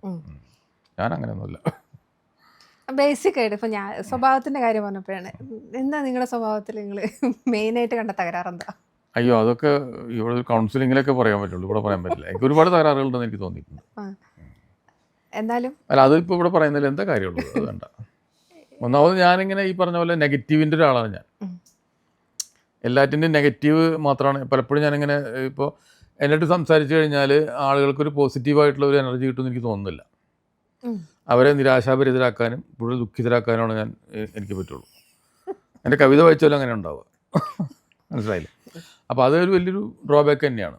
അതൊന്നും മാറ്റാൻ പറ്റില്ല. അത് വ്യക്തിത്വത്തിൻ്റെ ഭാഗങ്ങളാണ്. അപ്പോൾ അത് തിരിച്ചറിയുമ്പോൾ നമുക്ക് മാറ്റാൻ ശ്രമിച്ചൂടെ? അല്ല ചിലത് അങ്ങനെ ഇപ്പോൾ ചെമ്പിന് ചെമ്പായിട്ടിരിക്കാനല്ലേ പറ്റുള്ളൂ, ഇരുമ്പിന് ഇരുമ്പായിട്ടിരിക്കാനേ പറ്റുള്ളൂ, അത്രേ പറ്റുള്ളൂ. പ്രമുക്തനെയാണ് എനിക്ക് ഓർമ്മ വരുന്നത്. ഒരു ദീർഘ കവിതയാണത്. പ്രമുക്തൻ കുറേ കാലമായിട്ട് എൻ്റെ മനസ്സിലുണ്ടായിരുന്ന ഒരു വിഷയമാണ്. അത് ഗ്രീക്ക് നിങ്ങൾക്കറിയാമല്ലോ, മറ്റേ പ്രൊമെത്യൂസ് എന്ന് പറയുന്ന കഥാപാത്രത്തിന്. മാർസിൻ്റെ പോലും ഒരു മാതൃകാ പുരുഷനായിരുന്നു. ഇത്തിക്കൽ കഥാപാത്രമാണ്, ജീവിച്ചിരുന്ന ആളല്ല. അപ്പോൾ അദ്ദേഹം പിന്നെ ഇങ്ങനെ മനുഷ്യർക്ക് വേണ്ടിയിട്ട് സ്വർഗത്തു നിന്ന് തീ കൊണ്ടുവന്ന് കൊടുക്കുകയും പിന്നെ അങ്ങനെയാണ് മനുഷ്യവർഗം ഇത്രയും ഒരു വലിയൊരു ഇതിലേക്ക് എത്തുന്നത്. അപ്പോൾ എല്ലാ ഈ മറ്റുള്ളവർക്ക് വേണ്ടിയിട്ട് അവനവന് വേണ്ടി ജീവിക്കാൻ എല്ലാവർക്കും പറ്റും. അവനവൻ്റെ കുട്ടിയെ സ്നേഹിക്കാനും അവനവൻ്റെ വീടിനെ സ്നേഹിക്കാനും എല്ലാവർക്കും പറ്റും. മറ്റുള്ളവർക്ക് വേണ്ടിയിട്ട് സ്വന്തം സുഖങ്ങളോ അല്ലെങ്കിൽ ചെറിയ കാര്യങ്ങൾ പോലും നഷ്ടപ്പെടുത്താൻ അധികം ആൾക്കാരും തയ്യാറാവില്ലല്ലോ. അങ്ങനെ തയ്യാറായിട്ടുള്ള ആൾക്കാരുള്ളതുകൊണ്ടാണല്ലോ നമ്മളൊക്കെ ഇങ്ങനെ ഈ അവസ്ഥയിൽ എത്തിയത്. അതിൻ്റെ ഏറ്റവും വലിയൊരു പ്രതീകമാണ് പ്രൊമത്യൂസ്. പക്ഷേ ഈ പ്രൊമത്യൂസ് തന്നെ പിന്നീട് ആലോചിക്കുകയാണ്, എന്തിനാണ് ഞാനിത്. അതാ ഞാൻ പറഞ്ഞത്, ഇവിടെ നിരാശാഭരിതമായിട്ടുള്ള ഒരു ലോകവീക്ഷണമാണ് ഇതിലൂടെ വരുന്നത്. സത്യമാണ്. കാരണം അദ്ദേഹം അങ്ങനെ വിചാരിക്കുകയാണ്. ഇപ്പോൾ ഇന്ന് എത്രയോ കാലങ്ങൾക്ക് ശേഷം അമ്പും വില്ലും അല്ലെങ്കിൽ കല്ലും ഇതൊക്കെ ഉപയോഗിച്ച് യുദ്ധം ചെയ്തിരുന്ന മനുഷ്യൻ ഇന്നിപ്പോൾ വലിയ വലിയ മിസൈലും ബാലിസ്റ്റിക് മിസൈലും സാധനങ്ങൾ അത്രക്കേ വളർന്നിട്ടുള്ളൂ. അതിലൊന്നും മാറ്റം വന്നിട്ടില്ല. അപ്പോൾ ആ പ്രൊമത്യൂസ് ആലോചിക്കുകയാണെങ്കിൽ എന്തായിരിക്കും സ്ഥിതി? അദ്ദേഹം എപ്പോഴും കഴുകൻ്റെ കൊത്തുകൊണ്ടിട്ട് ഇങ്ങനെ കിടക്കുന്നു. ഇതിന് വേണ്ടിയിട്ടാണോ ഞാൻ ഇത്രയും എൻ്റെ എല്ലാ സൗകര്യങ്ങളും വേണ്ടതെന്ന് വെച്ചത് എന്ന് ഉള്ളൊരു വിചാരം ഉണ്ടാവുമായിരുന്നെങ്കിൽ എന്താവും എന്നുള്ള ചിന്തയിൽ നിന്നാണ് കവിത വന്നത്. അതിലെനിക്ക് വളരെ ഇഷ്ടപ്പെട്ടിട്ടുള്ള ഒരു വരിയുണ്ട് കേട്ടോ. കൃഷഗാത്രൻ അല്പവസ്ത്രനായി ഹൃദയ സത്യത്താൽ പ്രദീപ്തനായി വെറിയിൽ പകയിൽ വെടിച്ച മണ്ണിൽ വെടികൊണ്ട് നിത്യം മരിക്കുവനെ. അതിൽ യഥാക്രമം ബുദ്ധൻ, ഗാന്ധിയാണ് ക്രിസ്തു, നബി, മാർക്സ്, ഗാന്ധി ഇവരെല്ലാവരെയും ഉൾപ്പെടുത്തിക്കൊണ്ടുള്ള ഒരു 3-4 സ്റ്റാൻസ. ആ ഒരു ഇവരൊക്കെ അങ്ങനെയാണ്. അവർക്കൊക്കെ സുഖം. ഇപ്പം യേശു ക്രിസ്തു 37 വയസ്സിലും 36-ാമത്തെ വയസ്സിലും മറ്റോ നല്ലൊരു ചായ പോലും അദ്ദേഹം കഴിച്ചിട്ടുണ്ടാവില്ല, അല്ലെങ്കിൽ പരിപ്പുടൊന്നും കഴിച്ചിട്ടുണ്ടാവില്ല. അപ്പോൾ ഇന്ന് നമ്മൾ അദ്ദേഹത്തെ ഓർക്കുന്നു, അത് ശരിയാണ്. പക്ഷെ അതുകൊണ്ട് അദ്ദേഹത്തിന് കാര്യമൊന്നുമില്ല. അപ്പോൾ അങ്ങനെയുള്ള ഗാന്ധി ഇപ്പോൾ ഇന്നും ഇപ്പോൾ മോക്ക് ഡ്രിൽ കൊല്ലുന്നൊക്കെ ഉണ്ടല്ലോ ഇപ്പോഴും. അതാണ് നിത്യം ഇപ്പോഴും വെടിവെച്ച് കൊല്ലപ്പെടുന്ന ഒരാളാണെന്നുള്ളതാണ്. അപ്പോൾ വ്യക്തിപരമായിട്ട് അവർ അത്ര വലിയ സുഖ സൗകര്യങ്ങളോ സന്തോഷങ്ങളൊന്നും അനുഭവിച്ചിട്ടില്ല. മനുഷ്യവർഗത്തിന് വേണ്ടിയിട്ട് മറ്റുള്ളവർക്ക് വേണ്ടിയിട്ടാണ് അവരൊക്കെ ജീവിച്ചത്. അത്തരം മനുഷ്യർക്കുള്ള ഒരു തിലോദകം എന്താ പറയാം, അതാണ് ആ കവിത. എനിക്ക് തോന്നുന്നു ഒരു സപ്പോർട്ടും കിട്ടാത്ത ഒരാളാണ് റഫീഖ് അഹമ്മദ്. പൊളിറ്റിക്കൽ സപ്പോർട്ടില്ല, സാംസ്കാരികപരമായ സപ്പോർട്ട് തീർച്ചയായിട്ടും ഉണ്ട്, അതില്ല എന്ന് പറയാൻ പറ്റില്ല. ആസ്വാദകരുടെ സപ്പോർട്ടുണ്ട്. അതേപോലെ തന്നെ മതദേഹം വേറൊരു ആയിരുന്നു വിധത്തിലുള്ള വിവാദങ്ങൾക്കും അവനാൻ ജീവിക്കുന്ന ചുറ്റുപാടിൽ നിന്നും മാറ്റി നിർത്തപ്പെടുന്ന ഒരാളെ സ്വന്തം കുടുംബത്തിൽ നിന്ന് തിരിഞ്ഞു കുത്തി എന്നുള്ള രീതിയിലേക്കുള്ള ആകെ എനിക്കൊന്ന് 8 വരി ഇല്ല കഷ്ടി. ചെറിയൊരു കവിത ഇത്ര പെട്ടെന്നാണ് അത് വളരെ സെൻസിറ്റീവായിട്ട് എടുക്കേണ്ടി വന്നത്. നമ്മൾ ഈ സപ്പോർട്ട് എന്നൊക്കെ പറയുമ്പം അന്നല്ല ട്രെയിനിലൊക്കെ യാത്ര ചെയ്തിട്ടില്ല. അപ്പോൾ നമ്മൾ ഈ ട്രെയിനിൽ യാത്ര ചെയ്യുമ്പോഴേ ഇങ്ങനെ അജ്ഞാതമായിട്ടുള്ള സ്ഥലങ്ങളിലൂടെ പോകുമ്പോഴേ ചിലപ്പോൾ ഏതെങ്കിലും ഒരു വഴിയിൽ നിന്നൊരു ചെറിയൊരു കുട്ടി ഇങ്ങനെ നമുക്ക് ടാറ്റ തരും, കൈങ്ങനെ തരും അല്ലേ? അതൊക്കെ മതി. അത് ഭയങ്കര സന്തോഷമല്ലേ? ഏതും അറിയാത്തൊരു കുട്ടി നമ്മളെ അറിയില്ല, നമുക്ക് ആ കുട്ടി അറിയില്ല, നമുക്ക് ടാറ്റ തരുന്നു, കൈ വീശി കാണിക്കുന്നു. അത്ര സപ്പോർട്ടുകൾ മതി ജീവിക്കാൻ. പിന്നെ അത് ധാരാളമാണ്. അത് ഞാൻ നേരത്തെ പറഞ്ഞ ചെറിയ ചെറിയ കാര്യങ്ങളിലാണ് എൻ്റെ സന്തോഷം എന്ന് ഞാൻ പറയാൻ കാരണം അതാണ്. മധുരപ്രിയനാണ്. മധുരം ഇല്ല, ഞാൻ എനിക്ക് ശരിക്കും പറഞ്ഞാൽ കുറച്ച് എരിവും പുളിയൊക്കെ ഉള്ള സംഗതികളാണ് ഇഷ്ടം. അതെന്താ മധുരപ്രിയനെന്ന് ചോദിക്കാൻ കാരണം മധുരമുള്ള പാട്ടുകൾ എഴുതുന്നതുകൊണ്ടാണോ? എന്നോട് ഒരാൾ ചോദിച്ചു, കഴിഞ്ഞ ഒരു ഇൻ്റർവ്യൂവിൽ ചോദിച്ചു, ഇങ്ങനെ നിങ്ങൾ ഈ പ്രണയത്തെ പറ്റി ഒരുപാട് പ്രണയ കവിതകളും ഗാനങ്ങളും ഇങ്ങനെ എഴുതിക്കൊണ്ടിരിക്കുന്നു. അപ്പോൾ നിങ്ങൾ ഭയങ്കര പ്രണയത്തിൻ്റെ ഒരു ഉസ്താദായിരിക്കുമല്ലോ എന്ന് ചോദിച്ചു. അപ്പോൾ ഞാൻ പറഞ്ഞു, ചെറുപ്പത്തിൽ ഞാൻ ഈ ഐസ് ഫ്രൂട്ട് വെക്കുന്ന ആൾക്കാരെ കണ്ടിട്ടുണ്ട്. അവരെല്ലാ നേരത്തും ഐസ് ഫ്രൂട്ട് തന്നെയാണ് കഴിക്കുക. അത് അയാളുടെ കച്ചവടത്തിൻ്റെ ഭാഗമാണ്. അത്രയേ ഉള്ളൂ. അതിലൊക്കെ അത്രയേ ഉള്ളൂ. എന്നാലും പ്രണയത്തെക്കുറിച്ചുള്ള കാഴ്ചപ്പാട് എന്താണ്? പ്രണയത്തെക്കുറിച്ച് ഞാൻ എഴുതിയിട്ടുള്ളൊരു സാധനമുണ്ട്. അതായത് 0 ഉത്തരമായി കിട്ടുന്ന സങ്കീർണമായ ഒരു ഗണന ക്രിയയാണ് പ്രണയം. പ്രണയത്തിൽ വിജയിച്ചവരാരുമില്ല, ആത്മഹത്യ ചെയ്ത് കഷ്ടിച്ച് കടന്നുകൂടിയവരല്ലാതെ ഞാൻ എഴുതിയിട്ടുണ്ട്. അതിലെല്ലാം ഉണ്ട്. പ്രണയത്തിൽ വിജയിച്ചവരാരുമില്ല. അല്ല, വിജയിക്കാത്തതാണല്ലോ പ്രണയം. അതാ പറഞ്ഞത്. അതുകൊണ്ടാണ് പറഞ്ഞത് അങ്ങനെ അത് പ്രണയം എന്ന് പറഞ്ഞാൽ അങ്ങനെ ഒരു സംഗതിയാണ്. പ്രണയം സക്സസ് ആയ ഒരു പ്രണയം ഒരു പരിധി വരെ എപ്പോഴും പഴി കേട്ടുകൊണ്ടിരിക്കുന്ന ഒരു പ്രണയം സക്സസ് ആവില്ല. കാരണം വേറെ ഒന്നിലേക്ക് അത് മാറും. പ്രണയിച്ച് കല്യാണം കഴിച്ചു കഴിഞ്ഞാൽ പിന്നെ ദാമ്പത്യമാണ്. പിന്നെ അവിടെ പ്രണയമൊന്നുമില്ല. അതൊരു ഓഫീസാണ്. അതിനകത്ത് ചില ഫയലുകൾ നിൽക്കുക, അങ്ങനത്തെ കാര്യങ്ങളൊക്കെയാണ്. അപ്പം അതില്ല. എന്നാലും നിങ്ങൾ ഉള്ളിൻ്റെ ഉള്ളിൽ ഇപ്പോൾ എല്ലാത്തൊരു പ്രണയം ഉണ്ട്. എന്തായിരിക്കും? പ്രണയം ഇല്ലെങ്കിൽ ജീവിതം ഭയങ്കര വിരസമായിരിക്കും. മനുഷ്യരോട് തന്നെ ആണെന്നൊന്നുമില്ലല്ലോ അല്ലേ പ്രണയം? അല്ല, അതൊക്കെ വെറുതെ ഭംഗിയൊക്കെ പറയുന്നത്. ആണും പെണ്ണും തമ്മിലേ പ്രണയമുള്ളൂ. അതെയാ? ചിലർ പറയും എനിക്ക് പ്രണയം പ്രകൃതിയോട് മറ്റേ, അതൊക്കെ വെറും ആലങ്കാരികമായിട്ട് പറയുന്നതാണ്. അതെല്ലേ? പ്രണയം ആണും പെണ്ണും തമ്മിലുള്ള ഒരു സംഗതി തന്നെയാണ്. പക്ഷെ അത് അത്രമാത്രം അത് ഈ പറയുന്ന പോലെ വളരെ കാൽപ്പനികമായിട്ട് അതിനെ കാണുന്നതിൽ കാര്യമൊന്നുമില്ല. കാരണം ഒരുപാട് കാര്യങ്ങൾ പിന്നെ അങ്ങനെ വെറും കാൽപ്പനികമൊന്നും അല്ല അത്. അതുപോലെ അതിന് നമുക്ക് ചില നിബന്ധനകളൊക്കെ വെച്ചുകൊണ്ടൊന്നുള്ള പ്രണയത്തിനൊന്നും വലിയ കാര്യമൊന്നുമില്ല, അർത്ഥമൊന്നുമില്ല. പ്രണയത്തെ ഏറ്റവും മനോഹരമായിട്ട് വർണ്ണിച്ചതാരാ മനസ്സിൽ തോന്നുന്നത്? ഏത് കവിയാണ്, എഴുത്തുകാരിൽ? നെരൂദയുടെ കവിതകളിൽ അതിമനോഹരമായിട്ട് പ്രണയം വരുന്നുണ്ട്. നമ്മുടെ ചങ്ങമ്പുഴ, ഈവൻ ONVയുടെ കവിതയിൽ നമുക്ക് ഒരുപാട് പ്രണയ കവിതകൾ. ബഷീറിൻ്റെ കഥകളിലുണ്ട് മനോഹരമായ പ്രണയമുണ്ട്. MTയുടെ കഥകളിലുണ്ട്, ഒരുപാടുണ്ട്. കൂടുതൽ സ്പർശിച്ചത് അങ്ങനെ എനിക്ക് തോന്നുന്നു വയലാറിൻ്റെ പാട്ടുകളൊക്കെ ആയിരിക്കും. ഭാസ്കരൻ മാഷും വയലാറിൻ്റെ പാട്ടുകളാണ്. കാരണം ചെറുപ്പം മുതലേ നമ്മൾ കേൾക്കുന്നതാണ്. കവിത അല്ലെങ്കിൽ സാഹിത്യത്തെക്കാളും കൂടുതലായിട്ട് ഈ പ്രണയാനുഭൂതി ഉണ്ടാക്കിയിട്ടുള്ളത് ചലച്ചിത്ര ഗാനങ്ങളാണ്. ഈ പാട്ടെഴുത്തിൻ്റെ ടെക്നിക്ക് നിങ്ങൾ എങ്ങനെയാണ് കൈവശാക്കിയത്? എങ്ങനെയാണത്? അതിൻ്റെ ഒരു അരിത്തമാറ്റിക്സ് വളരെ ഡിഫറെൻ്റ് ആണല്ലോ. അതെങ്ങനെയാണത് സാധിപ്പിച്ചത്? ഇപ്പോൾ ഞാൻ പറയാൻ കാരണം ഒരുപാട് നല്ല കവികളുണ്ട് നമുക്ക്. പക്ഷെ എല്ലാവരും അവരിലൊരു പകുതിയിലധികം ആളുകൾക്ക് പോലും പാട്ടെഴുത്തുകാരായിട്ട് ശോഭിക്കാൻ പറ്റിയിട്ടില്ല. പാട്ടെഴുത്തുകാർക്ക് നല്ല കവികളാകാനും പറ്റിയിട്ടുണ്ട് ഒരു പരിധി വരെ. അപ്പം ഈ ടെക്നിക്ക് എങ്ങനെ പിടികിട്ടി? അല്ല, അത് വേറൊരു രീതിയാണ്. ഇപ്പോൾ വേറൊരു ഏർപ്പാടാണ്. ഇപ്പോൾ നല്ല കവിത എഴുതുന്ന കവി, ഇപ്പോൾ അക്കിത്തത്തിനെ ഒരു സിനിമ പാട്ട് അക്കിത്തം എഴുതിയിട്ടുണ്ട് കേട്ടോ, ലളിതഗാനങ്ങൾ ഒരുപാട് എഴുതി. അല്ല വേണ്ട, അപ്പോൾ OV വിജയൻ നല്ലൊരു നോവലിസ്റ്റും കഥാകൃത്തുമാണ്. അദ്ദേഹത്തിനൊരു തിരക്കഥ വിജയിക്കുന്നപ്പോൾ ഇപ്പോൾ തിയേറ്ററിൽ വിജയിക്കുന്ന ആൾക്കാർ അങ്ങനത്തെ ഒരു തിരക്കഥ എഴുതാൻ പറ്റില്ല. അപ്പോൾ അത് വേറൊരു സംഗതി തന്നെയാണ്. ഞാനിങ്ങനെ അതിൽ വന്നു പെട്ടുന്നു അത്രേ ഉള്ളൂ. ഞാനങ്ങനെ ആഗ്രഹിച്ചതല്ല, എനിക്ക് കഴിയുമെന്ന് വിചാരിച്ചതല്ല. ഞാനതിൽ വന്നു പെട്ടപ്പോഴും എനിക്കത് പറ്റി, എന്തുകൊണ്ടോ പറ്റി. അത്രേ എനിക്കിതിനെ പറ്റി പറയാൻ പറ്റുള്ളൂ. വേറെ അതിൽ കൂടുതലായിട്ടൊന്നും അതിനെപ്പറ്റി പറയാനില്ല. പിന്നെ ഇപ്പം അതിനൊരു ഉദാഹരണമായിട്ട് പറയുകയാണെങ്കിൽ ഇപ്പോൾ നമുക്ക് ആർട്ടിസ്റ്റ് നമ്പൂതിരി സ്വന്തമായിട്ട് ഒരുപാട് ശില്പങ്ങളും പെയിൻറ്റിങ്സൊക്കെ ഉണ്ടാക്കുന്ന വളരെ മൗലിക പ്രതിഭയുള്ള ഒരു കലാകാരനാണെന്ന കാര്യത്തിൽ സംശയമില്ലല്ലോ. അദ്ദേഹം നോവലുകൾക്ക് വേണ്ടിയിട്ടും ചിലപ്പോൾ വളരെ നിലവാരം കുറഞ്ഞ കഥകൾക്ക് വേണ്ടിയിട്ട് പോലും ചിത്രങ്ങൾ വരച്ചിട്ടില്ലേ. അപ്പോൾ അതിപ്പോൾ ഈ പാട്ടെഴുത്തൊരു സുകുമാരകല പോലത്തെ ഒരു സംഗതിയാണ്. അതിനകത്ത് വലിയ ആത്മപ്രകാശനത്തിൻ്റെയോ ആത്മാവിഷ്കാരത്തിൻ്റെ ഒന്നും കാര്യങ്ങളൊന്നുമില്ല.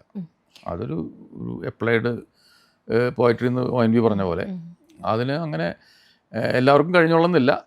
പക്ഷേ നന്നായിട്ട് പാട്ട് എഴുതുന്ന ആൾക്കാരുണ്ട്. പക്ഷെ അവർക്ക് കവിത എഴുതുമ്പോൾ മോശമാവാറുണ്ട്. നല്ല കവിത എഴുതുന്നവർ രണ്ടും കൂടി ഒത്തുപോവുക എളുപ്പമുള്ളൊരു കാര്യമൊന്നുമില്ല. അത് അപൂർവമായിട്ടേ ഉണ്ടാവുള്ളൂ. പദങ്ങളുടെ തിരഞ്ഞെടുപ്പ് നമ്മൾ തുടക്കത്തിൽ പറഞ്ഞതുപോലെ തന്നെ കവിതയിൽ ഉള്ള പദങ്ങളുടെ തിരഞ്ഞെടുപ്പോ അതിൻ്റെ വിന്യാസമോ ഒന്നും തീർത്തും വ്യത്യസ്തമാണ് പാട്ടുകളിലേക്ക് വേണ്ടിയിരുന്നത്. അപ്പോൾ പാട്ടുകളിലും കുറച്ചും കൂടി ലളിതമാവണം, ആളുകൾക്ക് കുറച്ചും കൂടിയൊക്കെ എളുപ്പത്തിൽ സമ്മതിക്കാൻ പറ്റുന്നതാവണം, അവർക്ക് മൂളിയോ പറഞ്ഞോ കൊണ്ട് നടക്കാൻ പറ്റുന്ന രീതിയിലുള്ള ഈ ഒരു പദങ്ങളുടെ ഒരു തിരഞ്ഞെടുപ്പുണ്ടല്ലോ. ഇപ്പം ജലശയ്യയിൽ കുളിരമ്പിളി എന്നൊക്കെ പറയുന്ന അതൊരു കവിതയായി മാറുമ്പോൾ ഇതേ വാക്കുകൾ തന്നെ ഉപയോഗിക്കാം. ജലശയ്യയിൽ കുളിരമ്പിളി എന്നുള്ളത് നല്ല നമുക്ക് അതിൻ്റെ മ്യൂസിക് മാറ്റുവാണെങ്കിൽ അത് വളരെ മനോഹരമായിട്ടുള്ള ഒരു കവിത കൂടിയാണ്. അപ്പോൾ ഈ പാട്ടുകളുടെ തിരഞ്ഞെടുപ്പിൽ ലാളിത്യവും സ്വീകാര്യതയും അതേപോലെ മ്യൂസിക് ഈ പറയുന്ന കമ്പോസിങ്ങിന് അനുയോജ്യമായി നിൽക്കുന്ന ചേർന്ന് നിൽക്കുന്ന പദങ്ങളുടെ വിന്യാസം, തിരഞ്ഞെടുപ്പ്, ഇത്ര ഒരുപാട് കാര്യങ്ങൾ ശ്രദ്ധിക്കണമല്ലോ. അപ്പോൾ അതിൻ്റെ ഒരു സ്ട്രെയിൻ, അതിൻ്റെ ഒരു സ്ട്രെസ്സ്, അതിൻ്റെ ഒരു സെലക്ഷൻ ഓഫ് പാറ്റേൺ, ഇതൊക്കെ എങ്ങനെയാണ്? എന്താ പറ്റി പറയാൻ പറ്റും. എന്തെങ്കിലുമൊക്കെ നോവൽറ്റി ഉണ്ടാക്കാൻ വേണ്ടി ഉണ്ടാവുക എന്നുള്ളത് കവിതയാണെങ്കിലും പാട്ടെഴുത്താണെങ്കിലും ഭക്ഷണം ഉണ്ടാക്കുന്നതാണെങ്കിലും എല്ലാ കാര്യത്തിലും നമ്മുടെ ഒരു കൺസേൺ ആണ്. എന്തെങ്കിലും എൻ്റേതാണ് എന്നുള്ള രീതിയിൽ അങ്ങനെ ഒരു സംഗതി നമ്മുടെ ഉള്ളിൽ ഉണ്ടാവുമല്ലോ. ആ ഒരു ആഗ്രഹത്തിൽ നിന്ന് വരുന്നതാണ് ഇതൊക്കെ. എന്തെങ്കിലുമൊക്കെ ചെയ്തു വെച്ചാൽ മതി എന്നുള്ളതല്ലല്ലോ. എന്തെങ്കിലുമൊക്കെ കുറച്ച് വെണ്ടയ്ക്കും ഉരുളക്കിഴങ്ങൊക്കെ കൂടിയ സാമ്പാറാവും. പക്ഷെ അത് എൻ്റെ ഒരു കൈപുണ്യത്തോട് കൂടിയിട്ടുള്ള സംഗതിയായിട്ട് വരണമെങ്കിൽ അങ്ങനെ ഒരു അത് ഉള്ളിൽ നമുക്ക് ഉണ്ടാവണം. അങ്ങനെ വരുമ്പോഴാണ് അത് ഈ വ്യത്യസ്തതകൾക്ക് വേണ്ടിയിട്ടുള്ള അന്വേഷണങ്ങൾ വരുന്നത്. അത് ശ്രമങ്ങൾ നടത്തുന്നു, ആലോചിക്കുന്നു, ചെയ്യുന്നു. അങ്ങനെയാണ് കിഴക്ക് പൂക്കും മുരിക്കിന് എന്തൊരു പലതും അങ്ങനെ വന്നു ചേരുന്നതാണ്. ഭയങ്കരമായിട്ട് ആലോചിച്ചിട്ടൊന്നുമല്ല. കിഴക്ക് ട്യൂൺ വന്നിട്ട് ചെയ്തതാണ്. അപ്പോൾ ആ ട്യൂൺ വന്നപ്പോൾ എനിക്ക് പെട്ടെന്ന് ഉള്ളിൽ ഇങ്ങനെ ഒരു സാധനം വന്നു. പിന്നെ ഭാസ്കര മാഷ പാട്ടുണ്ട്, കിഴക്ക് ദിക്കിലെ ചെന്തെങ്ങിൽ കരിക്ക് കുന്തണ നേരത്ത് മുരിക്കിൻ തയ്യേ നിന്നുടെ ചോട്ടിൽ മുറുക്കി തുപ്പിയത്, അങ്ങനെ പാട്ടുകളൊക്കെ ഉണ്ട് നമ്മുടെ ഉള്ളിൽ കിടക്കുന്നുണ്ട്. അപ്പം അങ്ങനെ കിഴക്കും ഒക്കെ കൂടി വന്നപ്പോൾ അങ്ങനെ ഒരു പാട്ട് വരും. അപ്പം പൂർവ്വ മാതൃകകൾ നമ്മളെ സ്വാധീനിക്കും. പാട്ടിലൊക്കെ തീർച്ചയായിട്ടും ഒരുപാട്. അല്ലെങ്കിൽ നമുക്ക് പാട്ടെഴുത്ത് എന്ന് പറഞ്ഞ സാധനം തന്നെ അങ്ങനെ ഫോർമാറ്റ് തന്നെ വരുന്നത് ഭാസ്കര മാഷൊക്കെ ഉണ്ടാക്കിയിട്ടുള്ളതല്ലേ, നമ്മളുണ്ടാക്കിയിട്ടുള്ളൊന്നല്ലല്ലോ. ഈ ചരണം, അനുപല്ലവി, പല്ലവി, പിന്നെ അങ്ങനെയുള്ള സംഗതിയൊക്കെ വരും. അങ്ങനെയുള്ള കാര്യങ്ങളൊക്കെ അതിൻ്റെ ഫോർമാറ്റോടെ ഉള്ളതല്ലേ. അതൊക്കെ അവരുടെയൊക്കെ ആ മാസ്റ്റേഴ്സിൻ്റെ ഒക്കെ അവരെപ്പോലെ അനുകരിക്കുക എന്നുള്ളതല്ല, അവരുടെ രീതികളുടെ ഒക്കെ തുടർച്ചയാണ് ഇതൊക്കെ. എല്ലാവരും അങ്ങനെ തന്നെയാണ്. ഒറ്റ സ്ട്രെച്ചിൽ എഴുതി തീരുന്നതാണോ പാട്ടെഴുത്ത്? ചിലപ്പോൾ കവിതയ്ക്ക് അങ്ങനെ പറ്റിക്കൊള്ളുന്നില്ല. കവിതയാണ് അങ്ങനെ അധികം നടക്കാറുള്ളത്. കവിത എനിക്ക് എന്താണെന്ന് വെച്ചാൽ അല്ലെങ്കിൽ ചിലപ്പോൾ നടക്കില്ല. അപ്പം തന്നെ എഴുതി എത്രയോ സാധനങ്ങൾ ഇങ്ങനെ ലാപ്സായി പോകാറുണ്ട്. നാളെ എഴുതാം, മറ്റന്നാൾ എഴുതാമെന്ന് വിചാരിച്ചിട്ട് പോകും. ഒറ്റ ഇതിൽ സ്ട്രെച്ചിന് എഴുതും. പിന്നെ അത് നല്ലതാണെന്ന് തോന്നുകയാണ്, പ്രസിദ്ധീകരിക്കണം എന്ന് തോന്നുകയാണെങ്കിൽ ഞാൻ അതിൻ്റെ മുകളിൽ കുറേ ഒരുപാട് മാറ്റി എഴുതുകയും തിരുത്തുകയൊക്കെ ചെയ്യും. അതിന് ഒരുപാട് സമയമെടുക്കും. ആദ്യത്തെ എഴുത്തിന് സമയം എടുക്കാറില്ല, പെട്ടെന്ന് എഴുതാറുണ്ട്. എഡിറ്റർമാർ തരുന്ന ഡെഡ് ലൈനിൽ തീർക്കുന്ന എഴുത്തുകളുണ്ടോ? കവിതയ്ക്കൊന്നും പറ്റില്ല, അത് ചെയ്യില്ല. ഇപ്പോൾ ഈ ഓണപ്പതിപ്പുകൾ പല ആൾക്കാരും ചോദിക്കാറ്, ഓണപ്പതിപ്പുകൾക്കൊക്കെ ഞാൻ എഴുതാറുണ്ട്. അപ്പോൾ ഓണപ്പതിപ്പ് അത് അങ്ങനെ ആ സമയത്ത് എഴുതുന്നതല്ല. എനിക്കറിയാം ഓണപ്പതിപ്പുകൾക്ക് ആൾക്കാർ ചോദിക്കുന്നത് എനിക്കറിയാം. അപ്പോൾ ഞാൻ ചിലത് മാറ്റി വയ്ക്കും. അങ്ങനെയാണ്, അല്ലാതെ ആ സമയത്ത് നമ്മൾ പേനെടുത്ത് ഓണപ്പതിപ്പിന് വേണ്ടി എഴുതുന്നതല്ല. ഇത് ഒരു മൂഡ് ഉണ്ടാവുമല്ലോ, അതായത് എഴുതാനിരിക്കാനുള്ള ഒരു മൂഡ്. അത് ആ മൂഡ് ഇങ്ങനെ ഒരു കുറച്ച് ദിവസങ്ങളിലേക്ക് നീണ്ടു നിൽക്കുകയാണെങ്കിൽ ഒന്നിലധികം കവിതകൾ എഴുതി ഒരു കൺസെപ്റ്റാക്കി അവിടെ ഒരു ഫ്രെയിം വർക്കിലാക്കി വെക്കാൻ പറ്റുമോ? അവൻ MT ഒരിക്കൽ പറഞ്ഞിട്ടുണ്ട്, ഒരു ദിവസം 3 കഥകളൊക്കെ എഴുതി വെച്ചത് കാലുണ്ടായിരുന്നു. അതായത് ഉള്ള മനസ്സിലുള്ള ആശയം ഒറ്റയടിക്കാൻ എഴുതി വെക്കുന്നു, പിന്നെ അതിൻ്റെ മുകളിൽ പണിയെടുക്കാം, ജോലി അത് റീവർക്കുകൾ പിന്നെ ചെയ്യാം. അപ്പം അങ്ങനെ ഒരു പീരീഡ് ഓഫ് ടൈം, കുറച്ച് ദിവസങ്ങളോളം ഇങ്ങനെ ആ ഒരു എഴുത്തിൻ്റെ ഒരു മൂഡ് നിൽക്കുന്ന സാഹചര്യം ഉണ്ടാവാറുണ്ടോ? അന്നേരം കുറച്ച് ഉള്ള മനസ്സിൽ അതുവരെയുള്ള കലഹിച്ചുകൊണ്ടിരിക്കുന്ന സംഗതികൾ ഒന്ന് പകർത്തി വെക്കാം, പിന്നെ അതിൻ്റെ മുകളിൽ പണിയെടുക്കാം, അങ്ങനെയൊക്കെ. ഇപ്പോൾ നമ്മുടെ ചില ആൾക്കാരൊക്കെ, ഇപ്പോൾ ദക്ഷിണാമൂർത്തി സ്വാമി പോലത്തെ ആൾക്കാരൊക്കെ പറയാറുണ്ട്, പിന്നെ ഞാനൊന്നും എൻ്റെ അല്ല ഒക്കെ വൈക്കത്തപ്പൻ, ഞാൻ അങ്ങനത്തെ ഒരു വിശ്വാസിയൊന്നല്ല. പക്ഷേ എഴുത്തിൻ്റെ കാര്യത്തിൽ എനിക്ക് ഞാൻ ചിലപ്പോൾ ഭയങ്കര ബ്ലാങ്ക് ആവും, ഒന്നും ഉണ്ടാവില്ല മനസ്സിൽ. ഇനി ഒരു കവിത ഒന്നും എഴുതാൻ പറ്റില്ല, എന്ത് കവിത എഴുതാനാണ്, കവിത ഒന്നും ഇല്ല, അങ്ങനെ വിചാരിച്ചിരിക്കുന്ന എത്രയോ സമയങ്ങളുണ്ടായിട്ടുണ്ട്. പക്ഷെ ചിലപ്പോൾ ഇങ്ങനെ തുടരെ ഇങ്ങനെ കവിത തോന്നിക്കൊണ്ടിരിക്കുകയും ചെയ്യും. അത് ബ്രെയിനിൻ്റെ ഒരു പ്രവർത്തനമാണ്, അല്ലാണ്ട് വേറെ മോളുന്ന കാര്യത്തിനൊന്നുമല്ല. അങ്ങനെ ഉണ്ടാവാറുണ്ട്. അപ്പോൾ അങ്ങനെ പിന്നെ അതുപോലെ ചില സാധനങ്ങൾ, ചില ഐഡിയാസ് ചിലപ്പോൾ കിട്ടും. അപ്പോൾ എവിടെയെങ്കിലും നോട്ട് ചെയ്തിടും, പിന്നീട് ഡെവലപ്പ് ചെയ്യാന്ന് വിചാരിച്ചിട്ട്. ചിലത് ഡെവലപ്പ് ചെയ്യും, ചിലത് ഡെവലപ്പ് ചെയ്യില്ല. അങ്ങനെയാണ് എൻ്റെ രീതി. ഈ മനസ്സിലെ മഷി വറ്റിപ്പോകുന്ന സമയത്ത് എന്താ ചെയ്യുക? വറ്റിപ്പോവാ പലപ്പോഴും വറ്റിയിട്ടൊരു അവസ്ഥ ഉണ്ടാവുക. അപ്പോൾ ഞാൻ അതിനെപ്പറ്റി ഒന്നും ബോധർ ചെയ്യാറില്ല. ഞാൻ വേറെ വായിക്കുക എന്തൊക്കെ ചെയ്തു അങ്ങനെ പോകും. അപൂർവമായിട്ടുള്ള സമയങ്ങൾ, ഇപ്പോൾ മിന്നലൊക്കെ ഉണ്ടാവുന്ന പോലെയാണ്, ഇടിമിന്നലൊക്കെ ഉണ്ടാവുന്ന പോലെ ചില സമയത്ത് ഇങ്ങനെ ചില വരികളോ എന്തെങ്കിലുമൊക്കെ ആശയങ്ങളൊക്കെ വരുമ്പോൾ വരട്ടെ എന്നുള്ളതാണ്. വരാൻ വേണ്ടി കാത്തിരിക്കുന്നില്ല. പിന്നെ അത്ര വലിയ ഭയങ്കര സംഭവങ്ങളൊന്നും അല്ല നമ്മൾ ചെയ്യുന്നത്, നമുക്കറിയാം. അഴുക്കില്ല ഒരു നോവൽ, പിന്നെ ഒരു നോവലിലേക്ക് അല്ല നോവൽ അത് പിന്നെ ഒന്നും കുറേ കാര്യങ്ങളൊക്കെ അങ്ങനെ തോന്നാറുണ്ട്. ഒന്നും എഴുതാനുള്ളൊരു ഇതിലേക്ക് ആയിട്ടില്ല. അത് ചെറിയ കാര്യമല്ല, വലിയൊരു ബുദ്ധിമുട്ട് പിടിച്ച പണിയാണ്. ഇപ്പോൾ നോവലിൻ്റെ കാര്യത്തിൽ എന്താണെന്ന് വെച്ചാൽ അത് എനിക്കങ്ങനെ എഴുതേണ്ടി വന്നു. കാരണം കുറേ അത് അതിൻ്റെ ഫോർമാറ്റൊക്കെ പിന്നെ ശരിയായോന്ന് എനിക്കറിയില്ല. അതായത് കവിതയിൽ ഒതുങ്ങുന്നതല്ല അത്. കവിതയിൽ ഒതുക്കാൻ പറ്റാത്ത കുറേ കാര്യങ്ങളുണ്ട്, കുറേ അനുഭവങ്ങളുണ്ട്, കുറേ കഥാപാത്രങ്ങൾ, അവരുടെ സംഭവവികാസങ്ങൾ, പിന്നെ ഒരു പ്രത്യേക ഒരു ആശയം, ഒരു ഐഡിയ, ഒരു സംഗതി. ഇതൊന്നും ഒരു ചെറിയ കവിതയിലോ അല്ലെങ്കിൽ മഹാകാവ്യമൊക്കെ എഴുതണം. അതൊന്നും നടക്കുന്ന കാര്യമല്ല. അതുകൊണ്ടാണ് നോവൽ ഇന്നത്തെ പുതിയ കാലത്തെ ഒരു ഇതിനെ പറ്റിയിട്ടുള്ള ഒരു മീഡിയം എന്നുള്ള നിലയ്ക്ക് നോവൽ തിരഞ്ഞെടുത്ത് എഴുതിയത്.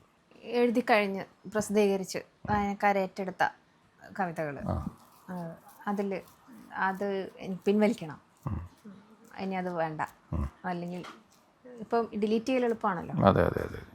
അത്തരം കവിതകൾ ഉണ്ടോ, തോന്നിയിട്ടുണ്ടോ?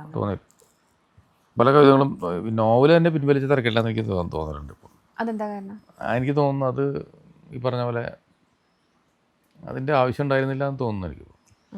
കവിതകൾ പലതുണ്ട്, അത് മിക്കവാറും ഈ പ്രണയമായിട്ട് ബന്ധപ്പെട്ട കവിതകളാണ് അധികം എനിക്ക് പിൻവലിക്കാൻ തോന്നിയിട്ടുള്ളത്. എന്താ അതിൻ്റെ കാരണങ്ങൾ എന്നുള്ള എനിക്കൊന്നും ഇപ്പോൾ കിടക്കണ്ട, അങ്ങനെ തോന്നിയിട്ടുണ്ട്.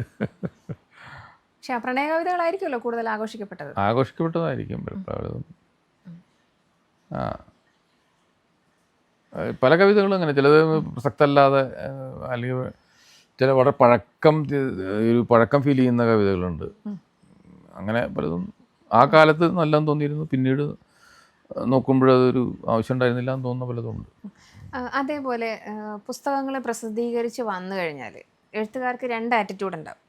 ഒന്ന്, അത് ഓൾറെഡി വന്നു കഴിഞ്ഞു, ഇനി അത് വായനക്കാരതാണ്, ഓതർ ഡെഡ് എന്ന് പറയുന്ന, ഓതർ ഇസ് ഡെഡ് എന്ന് പറയുന്ന ഒരു സംഗതി എടുക്കാം.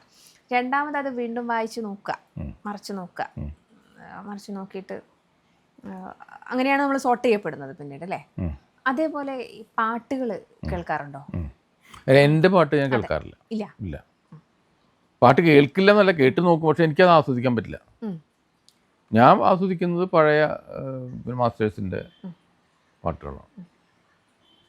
എൻ്റെ പാട്ടുകൾ പിന്നെ ചിലതെനിക്ക് തിരിച്ചറിയാറുന്നില്ല ഞാൻ എഴുതിയതാണോ എന്നുള്ളതൊന്നും. അങ്ങനെ ഉണ്ട് കുറച്ചിലതൊക്കെ. അങ്ങനെ അതിലൊന്നും വലിയൊരു അങ്ങനെ അതിനോടൊന്നും, കാരണം ഒരു അന്യവൽക്കരണ ഇതാണ്. ആദ്യത്തെ പാട്ട് മുതലേ പറയാൻ മറന്ന പരിഭവങ്ങളാണ് ആദ്യമായിട്ട് എഴുതുന്നത്.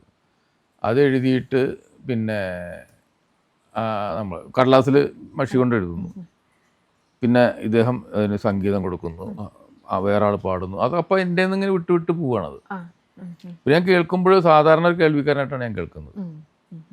അല്ല, അപ്പം എനിക്ക് തോന്നുന്നു എൻ്റെ പങ്കാളിത്തമൊക്കെ അതിൽ വളരെ വളരെ മിനിമമാണെന്ന് എനിക്ക് തോന്നുന്നു. വേറൊരു സംഗതി ഇപ്പോഴും അങ്ങനെ തന്നെ എനിക്ക് തോന്നുന്നത്. പല പാട്ടുകളും അതിൽ ഞാൻ മാത്രമല്ല, അതിനകത്ത് വേറെ കുറേ കാര്യങ്ങളുണ്ട്, കുറേ അധികം ഇൻവോൾവ്മെന്റ് ഉണ്ട്. നമ്മുടെ വരികൾ കോൺട്രിബ്യൂഷൻ മാത്രമേ ഉള്ളൂ. അത്രേ ഉള്ളൂ. കവിതകൾ പക്ഷെ അങ്ങനെയല്ല. കവിതകളും അങ്ങനെ അല്ലെങ്കിലും ഈ പ്രസിദ്ധീകരിച്ചൊക്കെ കഴിഞ്ഞാൽ പിന്നെ അതിനോടൊക്കെ ഉള്ളൊരു ഈ പറഞ്ഞ പോലെ ഒരു വിരക്തിയോ നിസ്സംഗതയോ എന്തോ തോന്നാറുണ്ട്. ആ ഡിറ്റാച്ച്മെന്റ് ആയിരിക്കില്ലേ അടുത്തതിലേക്ക് നമ്മളെ അല്ലേ? അതുകൊണ്ടായിരിക്കും വീണ്ടും എഴുതാൻ പറ്റുന്നത്. അതെ, അതങ്ങനെ പാടെ അങ്ങ് ഡിറ്റാച്ച് ചെയ്ത് കഴിഞ്ഞാലല്ലേ അടുത്തതിലേക്ക് കടക്കാൻ പറ്റുള്ളൂ. എല്ലാ എഴുത്തുകാരെയും പോലെ ഒരു സമാന്തര ഭാവന ലോകം പ്രാക്ടിക്കൽ ലൈഫിനോടൊപ്പം തന്നെ കൊണ്ടുപോകുന്നുണ്ടാവുമല്ലോ. അതെ, സമാന്തര ലോകത്താണ് അധികം ജീവിക്കുന്നത്. 10% യാഥാർത്ഥ ലോകത്തും ഒറ്റയ്ക്ക് നമ്മളോട് തന്നെ സംബന്ധിച്ചുകൊണ്ടുള്ള ഒരു ലോകമുണ്ട്.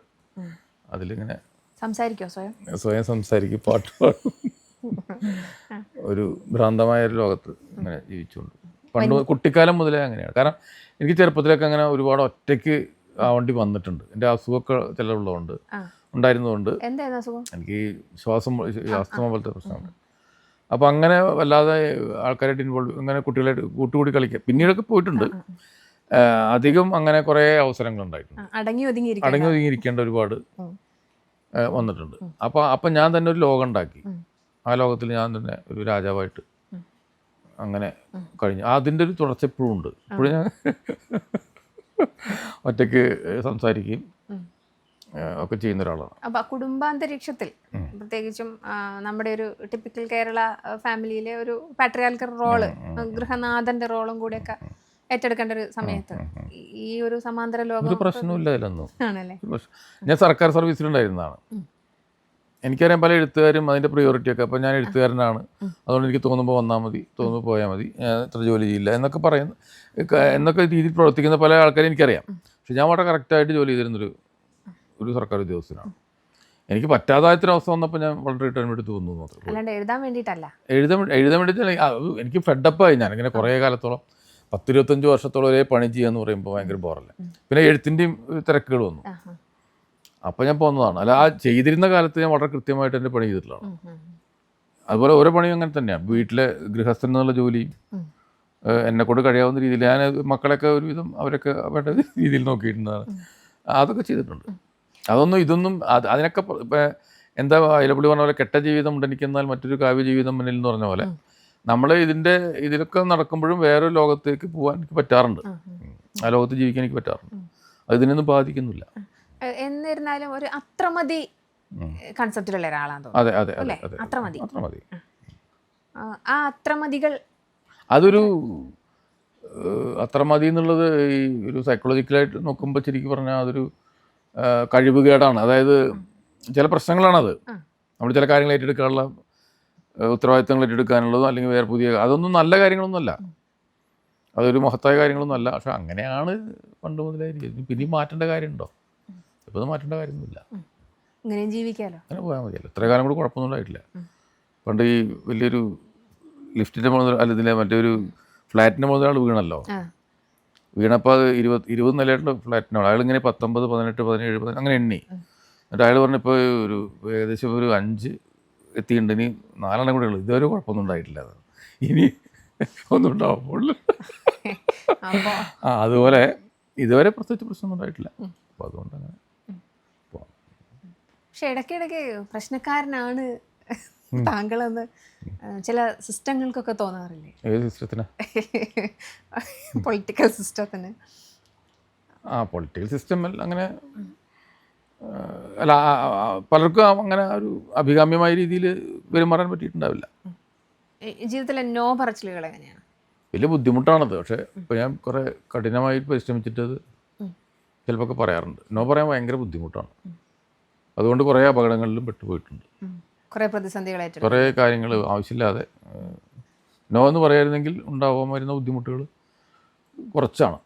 അതൊക്കെ അറിയാം. പക്ഷെ എന്നാൽ പോലും ഇപ്പം എൻ്റെ ഭാര്യയ്ക്ക് പറയാറുണ്ട്, അല്ല പോട്ടെ അത് കിട്ടും.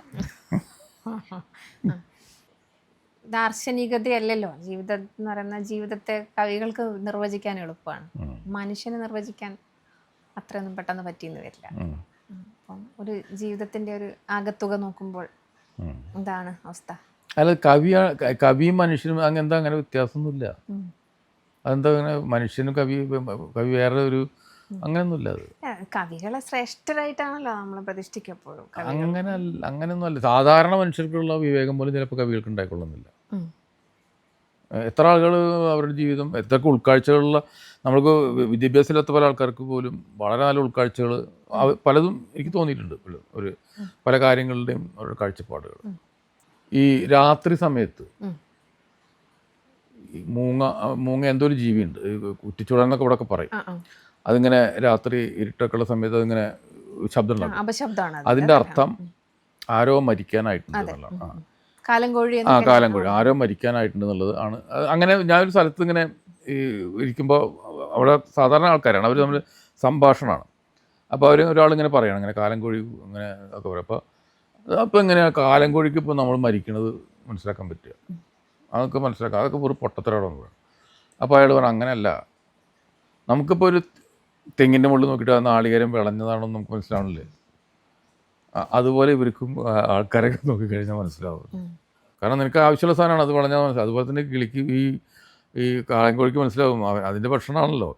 അപ്പോൾ ഏകദേശം വിളഞ്ഞിട്ടുണ്ട് ആൾക്കാരെന്ന് മനസ്സിലാക്കാൻ പറ്റും എന്ന് ഇയാൾ പറയണം. അപ്പോൾ അങ്ങനെ നമ്മളൊരിക്കലും കാണാത്ത തരത്തിലുള്ള രീതിയിൽ കാര്യങ്ങളെ കാണാനും സംസാരിക്കാനും പറ്റാവുന്ന മനുഷ്യർ ലോകത്തുണ്ട്. എല്ലാവരും അങ്ങനെ തന്നെയാണ്. കവിത എന്നൊക്കെ പറഞ്ഞാൽ കുറച്ച് റിഫൈൻഡ് ആയിട്ട് ഇതിനെ കൊണ്ടുവരുന്നു എന്ന് മാത്രമേ ഉള്ളൂ. ജീവിത വീക്ഷണങ്ങളാണെങ്കിലും അതുകൊണ്ടാണല്ലോ ലോകത്ത് മനുഷ്യർ ജീവിച്ചു പോകുന്നത്. ജീവിതം പലരും നിർവചിച്ച ഒന്നാണല്ലോ. ഓവറോൾ നമുക്ക് ഈ ജീവിതത്തെ നോക്കിക്കാണുമ്പോൾ, നിസ്സംഗനായ ഒരു മനുഷ്യൻ ജീവിതത്തെ നോക്കിക്കാണുമ്പോൾ ഉണ്ടാകുന്ന ഒരു ഡെഫിനേഷൻ ജീവിതത്തിന് എന്തായാലും ഉണ്ടാവുമല്ലോ. അതെന്താണ്? നമ്മളെപ്പോഴും ഈ ജീവിതത്തിൻ്റെ അർത്ഥം എന്താണ് എന്നൊക്കെ ആലോചിച്ച് നടക്കും. അങ്ങനെ ഒരു അർത്ഥം എന്നുള്ളത് മനുഷ്യൻ കണ്ടുപിടിച്ചിട്ടുള്ള കാര്യമാണ്. പ്രപഞ്ചത്തിൽ അങ്ങനെ ഒരു വാക്കില്ല. അർത്ഥം എന്നുള്ളത് നമ്മുടെ ഒരു കൺസെപ്റ്റ് മാത്രമാണ്. ഓരോന്നിനും അർത്ഥം വേണം, അർത്ഥം. പക്ഷെ അങ്ങനെ ഒരു ഇപ്പോൾ ജീവിതത്തിന് അങ്ങനെ പ്രത്യേകിച്ച് അർത്ഥമൊന്നുമില്ല. ഇല്ല. ജീവിക്കുക എന്ന് മാത്രമാണ് ജീവിതത്തിൻ്റെ അർത്ഥം. അത് അങ്ങനെ ജീവിക്കുക. അപ്പോൾ അതിനർത്ഥം എന്നൊക്കെ പറയുന്നത് ഈ മനുഷ്യ ഭാഷയിലൊരു വാക്ക് മാത്രമാണ്. അപ്പം നമ്മൾ ഈ കഷ്ടപ്പാട്, തത്രപ്പാട്, പ്രയത്നം എന്നൊക്കെ പറയുന്നതോ? അല്ല, അത് ചില അനുഭവങ്ങളല്ലേ. അനുഭവങ്ങൾക്ക് നമ്മൾ പേരിടുന്നതല്ലേ. നമുക്ക് വേദന ഉണ്ടാകുന്നതിനെ നമ്മൾ ശരീരം വേദനിക്കുമ്പോൾ വേദന എന്ന് പേരിടുന്നു. ചില ദുരനുഭവങ്ങൾ ഉണ്ടാകുമ്പോൾ അതിന് അങ്ങനെ പേരിടുന്നതാണ്. അർത്ഥം എന്ന് പറയുന്നത് അങ്ങനെയല്ല. ജീവിതത്തിൻ്റെ അർത്ഥം എന്താണെന്ന് അന്വേഷിച്ച ചില ആൾക്കാർ ഇങ്ങനെ എത്രയോ കാലം തപസ്സിരിക്കുകയോ അന്വേഷിക്കുകയോ ചെയ്യുന്നുണ്ട്. അത് വെറും കുട്ടിത്തരാന്ന് എനിക്ക് പറയുള്ളൂ. ഇതൊക്കെ ശരിയാണ്. ഈ വേദന യാഥാർത്ഥ്യമാണ്, ദുഃഖങ്ങൾ യാഥാർത്ഥ്യമാണ്, പലതരത്തിലുള്ള യാതനകൾ യാഥാർത്ഥ്യം. അതൊക്കെ ശരിയാണ്. പക്ഷേ ഇതൊക്കെ കൂടി ചേരുമ്പോൾ ഉണ്ടാകുന്ന ഒരു കാര്യത്തിന് നമുക്ക് വേണമെങ്കിൽ അർത്ഥം എന്ന് നമ്മൾ വിചാരിക്കാം. പക്ഷേ ജീവിതത്തിൽ തനതായിട്ട് അങ്ങനെ ഒരു അർത്ഥമൊന്നുമില്ല. സ്വതസിദ്ധമായിട്ട് അങ്ങനെ അർത്ഥമൊന്നുമില്ല. ജനിക്കുന്നു, മരിക്കുന്നു, കുറേ ഭക്ഷണം കഴിക്കുന്നു, കുറേ കാര്യങ്ങൾ ചെയ്യുന്നു. താങ്കളുടെ ലൈഫിലെ ഒബ്സഷൻ എന്താണ്? ഒബ്സഷനായിട്ടുള്ള സംഗതി എന്താണ്? എനിക്ക് ഒബ്സഷനായിട്ട് എന്താന്ന് പറഞ്ഞു കഴിഞ്ഞാൽ കുറേ ഒബ്സഷൻ തന്നെ ആയിരിക്കും. വായന ഒരു വായിക്കാൻ പറ്റുന്നില്ല. ഇപ്പോൾ കുറേ പ്രശ്നങ്ങളുണ്ട്. എന്നാൽ പോലും വായിച്ചില്ലെങ്കിൽ കുറ്റബോധം ഉണ്ടാവും. അത് മാത്രമാണ് ഒരു ഒബ്സഷൻ എന്ന് പറയുന്നത്. വേറെ കാര്യങ്ങളൊന്നും അങ്ങനെ ഒരു ഒബ്സഷൻ ഇല്ല. അല്ലാതെ ഓവറോൾ അത്ര മതി ജീവിതത്തിൽ, എല്ലാം അത്ര മതി. കുട്ടികൾക്കും കൊടുക്കാനുള്ള ഉപദേശം അത് തന്നെ. അത്ര മതി എന്നുള്ളതാണ് കുട്ടികളോട് പറയാനുള്ളത്. ഉള്ളത് മതി, അതുകൊണ്ട് തൃപ്തിപ്പെടുക എന്നുള്ളതാണ്. സ്വതവേ കവികൾ യശപ്രാർത്ഥികളും അംബീഷ്യസും ഒക്കെ ആയിരിക്കില്ലേ? കവികളല്ല, എഴുത്തുകാർ, മനുഷ്യർ മുഴുവൻ അങ്ങനെയാണ്. അതിൽ തെറ്റൊന്നുമില്ല. പക്ഷെ അതുകൊണ്ട് ഉണ്ടാവുന്ന എന്താ വെച്ചാൽ നമ്മൾ ഇൻസെക്യൂർ ആവും. നമുക്ക് ഭയമുണ്ടാവും, ഉത്കണ്ഠ ഉണ്ടാവും, വേവലാതികളുണ്ടാവും. അതില്ലെങ്കിൽ ഇതൊന്നും ഉണ്ടാവില്ല. പിന്നെ എന്താണ് നേടുന്നത് നമ്മളെന്നുള്ളതാണ്. എന്തിനു വേണ്ടിയിട്ടാണ് ആത്യന്തികമായിട്ട് എന്താണ് നമ്മൾ നേടുന്നത്? ഇപ്പം നമുക്ക് പിന്നെ വലിയ ചില ആൾക്കാർ വലിയ വീടൊക്കെ ഉണ്ടാക്കി വെക്കില്ലേ? അവർ വിചാരിക്കുന്നത് അത് കണ്ടിട്ട് നമ്മളിങ്ങനെ അയാളെ പറ്റി ഭയങ്കര ഒരു അഭിപ്രായം ഉണ്ടാകുന്നതാണ്. നമ്മൾ കാണുമ്പോൾ ഒരു പൊട്ടൻ്റെ എന്താണ് ഈ പൊട്ടൻ ചെയ്ത് വെച്ചിരിക്കുന്നത് നമുക്ക് തോന്നുന്നുണ്ടാവുള്ളൂ. എത്രയോ പണം മുടക്കിയിട്ട് ഒരു വലിയ കൊട്ടാരം ഉണ്ടാക്കി വെച്ചിട്ടുള്ള എന്തൊരു പൊട്ടനാണ് അയാൾ എന്നാണ് നമ്മൾ വിചാരിക്കുക. അത് അയാൾക്ക് അറിയില്ല. അയാൾ വിചാരിക്കുന്നത് കണ്ടിട്ട്. അപ്പോൾ ഇതിലൊക്കെ അത്രേ ഉള്ളൂ. അങ്ങനെയുള്ള ഒരു കാഴ്ചപ്പാടിലേക്ക് എത്തിക്കഴിഞ്ഞാൽ നമുക്ക് കുറച്ച് സമാധാനമൊക്കെ ഉണ്ടാവും, മനസ്സമാധാനമൊക്കെ ഉണ്ടാവും. എന്തൊക്കെയോ ആവാൻ ശ്രമിക്കുന്ന ആളുകൾ ഒന്നുമല്ലാതായിത്തീരുകയും ഒന്നും ആവാതിരിക്കാൻ ശ്രമിച്ചുകൊണ്ടിരിക്കുന്ന ആളുകൾ എന്തൊക്കെയോ ആയിത്തീരുകയും ചെയ്യുന്ന വളരെ പാരഡോക്സിക്കലായിട്ടുള്ള, കോൺട്രഡിക്ടറി ആയിട്ടുള്ള ഒരു ലോകം കൂടിയാണല്ലോ ഇത്. അപ്പം എനിക്കിപ്പോൾ താങ്കളുടെ നിസ്സംഗതയിൽ നിന്നും എനിക്ക് മനസ്സിലായതും അതും കൂടെയാണ്. ഈ നിസ്സംഗത ഇങ്ങനെ പാലിച്ചുകൊണ്ട് യശസ്സിൻ്റെ, സർഗാത്മകതയുടെ എത്താൻ പറ്റാവുന്ന പരിധികളിലൊക്കെ താങ്കൾ എത്തി. പക്ഷെ അങ്ങനെയൊക്കെ ആവാൻ ശ്രമിക്കുന്ന ഒരുപാട് ആളുകൾ ഉള്ളൊരു ലോകവും കൂടിയാണിത്. ഒന്നും ആവാതിരിക്കുന്നവരുടെ നിരാശകൾ മാത്രമല്ല. എന്താ നിരാശ എന്ന് പറയുമ്പോൾ? ആശയുടെ അതൊക്കെ ബുദ്ധനൊക്കെ പറഞ്ഞിട്ടുള്ളതല്ലേ. ആശകളില്ലെങ്കിൽ ജീവിക്കാൻ പറ്റില്ല കേട്ടോ. ആശകളുണ്ടായിരിക്കണം, എന്തെങ്കിലും പ്രതീക്ഷകളോ ആശകളൊക്കെ ഉണ്ടാവും, ഇല്ലാതൊന്നും പറ്റില്ല. പക്ഷേ എന്തിന് എന്നുള്ളൊരു ചോദ്യം എപ്പോഴും നമ്മുടെ ഉള്ളിലുണ്ടാവുന്നതല്ല. എന്തിന്, ആ ചോദ്യത്തെ നമ്മളെപ്പോഴും നേരിടുകയാണെങ്കിൽ പല കാര്യങ്ങൾക്കും നമുക്ക് സ്വയം ഉത്തരം കണ്ടെത്താൻ പറ്റും.